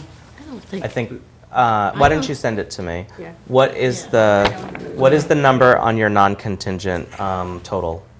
On both is 377,278. I have that one. Yeah. You have that number? Okay. All right, good. Does anybody want to second Chuck's motion? Second? Thanks, Maggie. Discussion? Further discussion? All those in favor of approving as amended? Unanimous. Thanks so much. Thank And if you. you have any further questions, I'm there from 7:30 to 5 every day, so feel free to give me a call. I pick up my own phone. Wow. A live person. Since we have a few minutes, I want to ask a question, and we can delay this until next week when we have more people here, if you like. But I was joking back and forth with Julia today about the number of meetings that we've had, because it said on the minutes, it says on the minutes which number meeting it is, and so the minutes that we just approved were for the 7th meeting of fiscal year 17. And for the heck of it, I looked back at the minutes from the same week for the previous year, and it was our 21st meeting of the fiscal year. So we've had a third of the number of meetings this year that we had last year. for those returning especially, I'm wondering if you're thinking that the process is going okay, if we're rushing anything too much, if we're missing out on anything, or if you're comfortable with the way things are going, and new people, you could give general impressions as well. Yeah, I'm glad you brought that up because I've been, I've been disappointed, as we all are, with the shape of the budgets, and the trouble that the town's in. And, being a woman and a martyr, I have to take the whole burden on myself. So I'm wondering if perhaps we had more meetings and we're monitoring it more closely, if we could have prevented some of this. Or am I just making... Could have prevented some of what? Well, the budget shortfall? Yeah, if we could have projected earlier what was going to happen. I see. So I think we should open that, if people maybe are not carrying a cross around with them like I am, but I feel responsible for that. I feel badly that you weren't. I'll go Maggie, Chuck, Okay. and then I just Lucinda. think this is a different year, but I wasn't on other years, but I've watched them, because we have a new strong town administrator, right? And the budget process, perhaps you know better, is a little bit slower. And my only thought is we did have a lot of people present the budget, but now their budget's revised, so everything they spoke to us about really might be a moot point, because they may be having things taken away. So looking back, I wonder, should we have waited for their revised budget? And maybe you can give us an insight regarding that. Sure. I think it was pretty clear last year, this is where we're headed, so you should not feel guilty. I like what we've done so far. I think the meetings have been longer. So I think we've had less meetings, but they've been longer. Okay. And I think we may need some more time than that's on the calendar to kind of, we're going to have to go through everything again. And I think it'll be helpful if it's just us. Yep. And, I do, yes, and we can yes. just, so I think so far so good, but I think we may have to back end load a few days. Okay. Where we can, because there's a few, things have changed, and, we're going to have to kind of come up with both the budgets. And then meet with the town administrator or the school committee or whatever. So that's my sense. Okay. I wonder if maybe we should hold one additional Monday meeting as a result of that. Yes, go ahead. I just point out, of course, there was no fall town meeting. I'm sorry, Lucinda, I'll come back to you. Apologize. okay. No fall town meeting, so we, would necessarily That's true. have fewer. And I think that in the absence of those meetings, did it come, as Joe quite correctly pointed out, it was pretty clear that we were going to end up in this mess with the, the $1.5 million or whatever it ends up being. Perhaps we would have had that re-hit our consciousness earlier if we'd had additional meetings getting ready for. But I don't think in any event, regrettably, there would have been much that we could do about it. This was baked in since last year, certainly, and I would argue for That's a few years. considerably longer than that. The Warrant Committee has, since I've been on it 4 years now, we've been certainly cognizant that one of these days we're going to have to do an override. So Yeah, I realize that we certainly aren't, we couldn't pool our funds and make anything out. But because the Warrant Committee is televised and we shine a light on this, we agonize over it, and so it gets picked up and it gets broadcast, and so then people pick up on it more. That's really the only thing we can do is shine a light on it, and we all know that this was coming, and I think now the departments are struggling, and there's tension, and you can feel it, and it's not a nice way to do budgeting. And it's hard enough anyway, but now it seems like we put an undue burden on them, and I personally feel responsible for doing that. So I just wanted to say that, and it's hard because we have cameras, and it's very hard to say those things because it really isn't anyone's fault. It is the process that we go through, and I understand that, but I think that I think we need to do more. Okay. Lucinda? Yeah, I guess my commentary would be that if they'd started earlier on this budgeting, since I just joined the committee, I had the impression when I was talking with the public safety that we didn't have full actuals, we didn't have a lot of stuff to work on as we were doing, as the departments were doing it. So that they'd say, oh, well, we're probably going to spend this much this year. I'm like, oh, okay, I have to buy it. I don't know how to dispute that. And so I will say that I found this, I mean, professionally, I used to be a finance manager, and I sit there, I'm like, I'd like to challenge that, but I don't have any facts to challenge it with. And that's where there aren't actuals, there's nothing I can refer to. So I found this a very interesting process. I had more control in my professional life than I have here. So, Right. Yeah. I have found this very challenging for me. I finally got myself better organized because the budgets were all coming out and I was printing them off my computer, and then my computer died for 2 weeks. Then I got a new computer and now I've printed them off and I have them here now. I can actually look at it, but I still don't have anything to really look at. When I look at it, and I was, I know about payroll systems and everything, and I was like listening to him, and I really felt as I was in the middle of a conversation. I didn't, that I plunked down in the middle. I didn't know what he was talking about. He was going to have us go online and pull our taxes. I'm like, well, is that going to save any? I don't know. I guess, we could save postage, but those are the things I'd like to have a little more analysis on, before we go Or and buy maybe stuff. giving us everything ahead of time instead of the last minute handouts. Like last week when the school committee came, we were like presented with all of it. That was just the cut list. But They had we had been given us able the to see budget. it ahead of They time, had done that half I an hour. think that They we had- might see, have been that able to, committee- maybe we should have waited till the following week. It was a last minute thing that they wanted to present. Give us the information so that we can make some sense of it and ask good questions while they're here.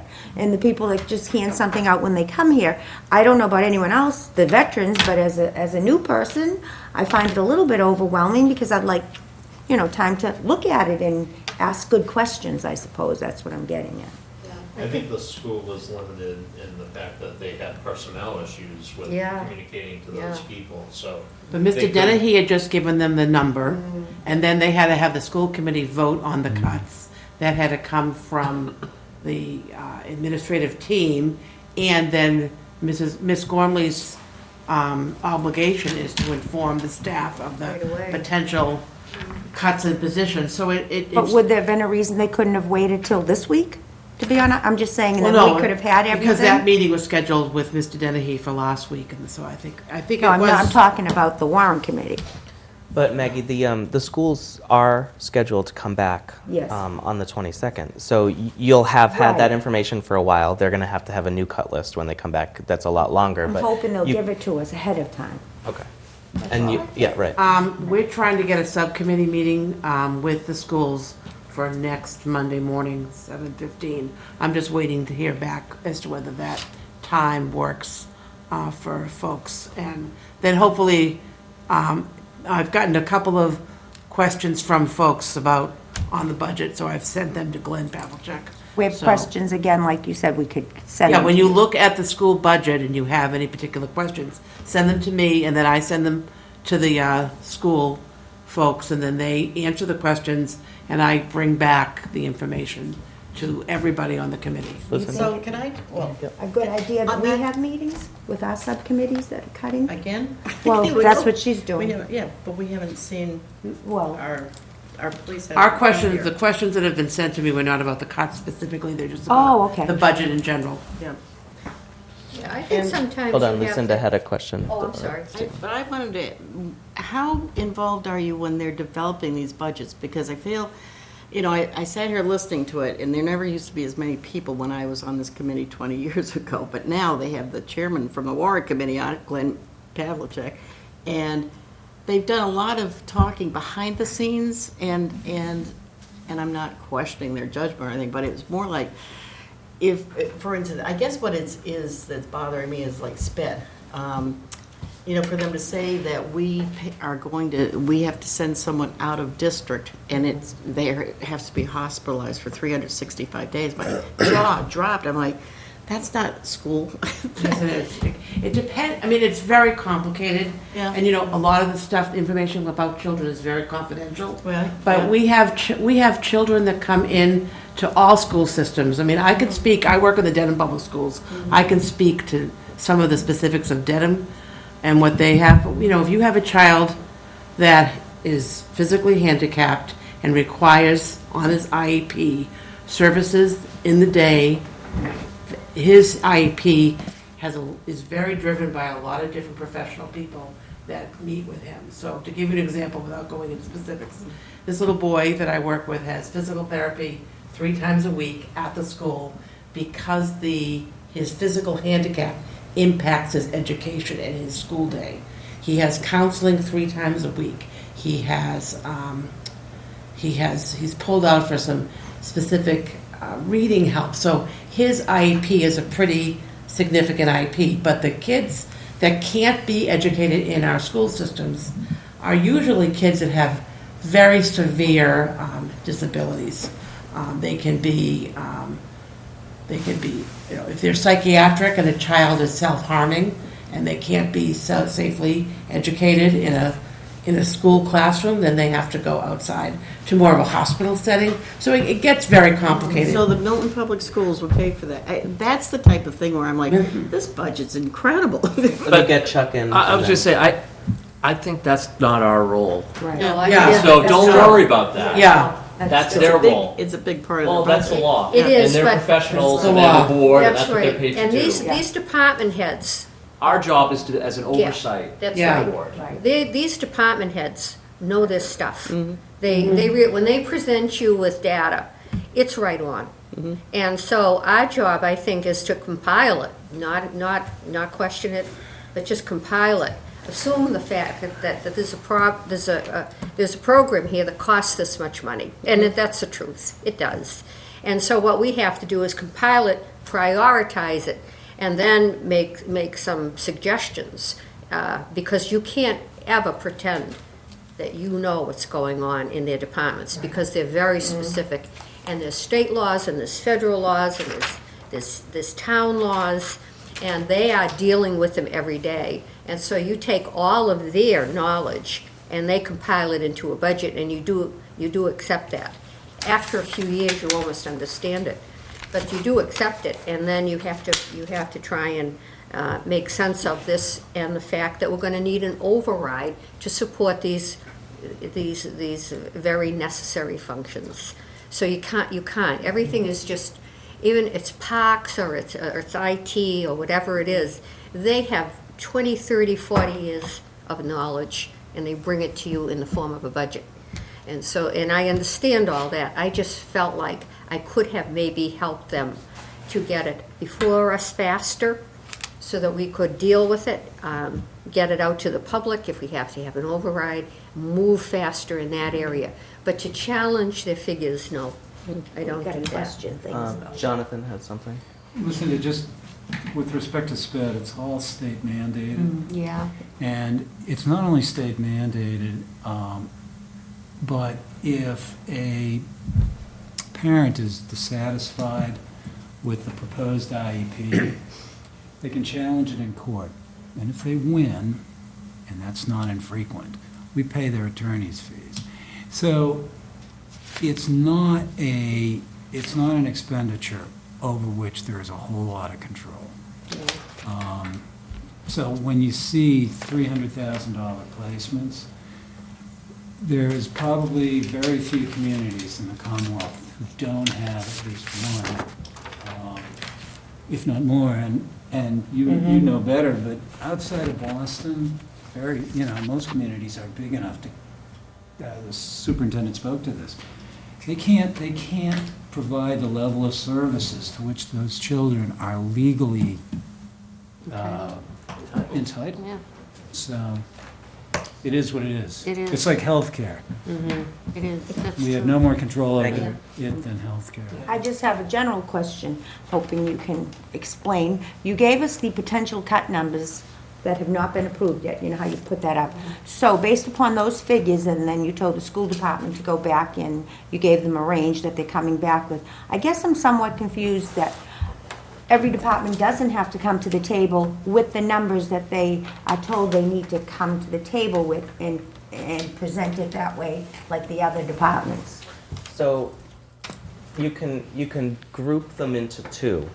There's the school department, which is coming back, and then there's all the departments that roll up under Michael Dennehy. Okay. Okay, there are some departments that have an independent board, like the library and the cemetery. They don't truly roll up under Michael Dennehy, but we have a strong town administrator who's really supposed to be the strong town administrator for the whole town. And so we've asked him to coordinate with those departments that have a separate board. So he is coming to represent them. I've invited them, just like we had the library here last week, to come and speak on their own behalf, but Will was fine, he said, with submitting a written letter to us and having Michael represent him at the table. So I am putting that out there, but until Michael makes a recommendation, which is going to come on the 22nd of this month, as to how he wants to divide those cuts up amongst all of those departments, we don't really know where the impact is going to be, per his suggestion, to invite those departments back. Because he may say, all right, we already forecast a $30,000 cut at the library, we're going to keep that the same. We have all the information we need to know about that at the point. He might say, we really need to increase that cut to like $60,000 or $75,000. We probably should bring the library back to talk to them about what that change is going to do to them, you know. And we will have had fire and police in at their current funding levels. We don't know if Mr. Dennehy is going to suggest cutting those departments yet. He may find some other place in town where he would like to remove that money from. So I do think that if there's a significant impact to some budgets, that we should have them back. At least we should have a written narrative, and once we see those on the 22nd, written impact statement, excuse me, when we see those on the 22nd, that'll probably cue us into who we need to invite back in here. Because I get nervous because of the time frame, just as she mentioned, but I thought Mr. Dennehy did mention last week about the larger departments and how he was planning on asking them to make a cut. He did say that, but he didn't tell us any specifics. Oh, okay. I think Chuck? the hope with the strong town administrator is it would be more like the schools where he can talk. I don't think we need to talk to every department. He represents them. Then is And our role changing then? Yes. Yeah, yes, I think so. And so This is I the want him to transition talk year. to the police and the fire and the board of selectmen Yes. and this, and to say, here's the cuts, and everybody agrees to them, and then we can talk, then we can think about them, as opposed to having, Yeah. you know, everybody. Our legal obligation to provide a contingent and non-contingent budget to town meeting has not changed, but the process by which we get to that number has changed. So it should be a lot more informed by the work that the strong town administrator is doing. So hopefully he's coordinating those, and I know he's working with them every day. Good. Okay, so based on comments from at least 4 of you, I suggest that we add a meeting on Monday, February 27th, because at that point we'll have had a week to read the impact statements from the schools and from the non-school side, and we'll have had the schools in for their second time, so we can begin our budget discussions then. The way that the schedule started to land, I had pushed budget discussions off for a couple more weeks because we had all of these articles to slog through. But given what we've discussed, maybe it makes sense to start jumping into the numbers at that point, and then we can let one of those later meetings go if we're making great progress on the budget. Okay? Great. Yeah. Motion to dismiss. Second. Adjourn. Dismiss. Maggie, I got you second. All those in favor? Unanimous. Good night, everybody. Good night.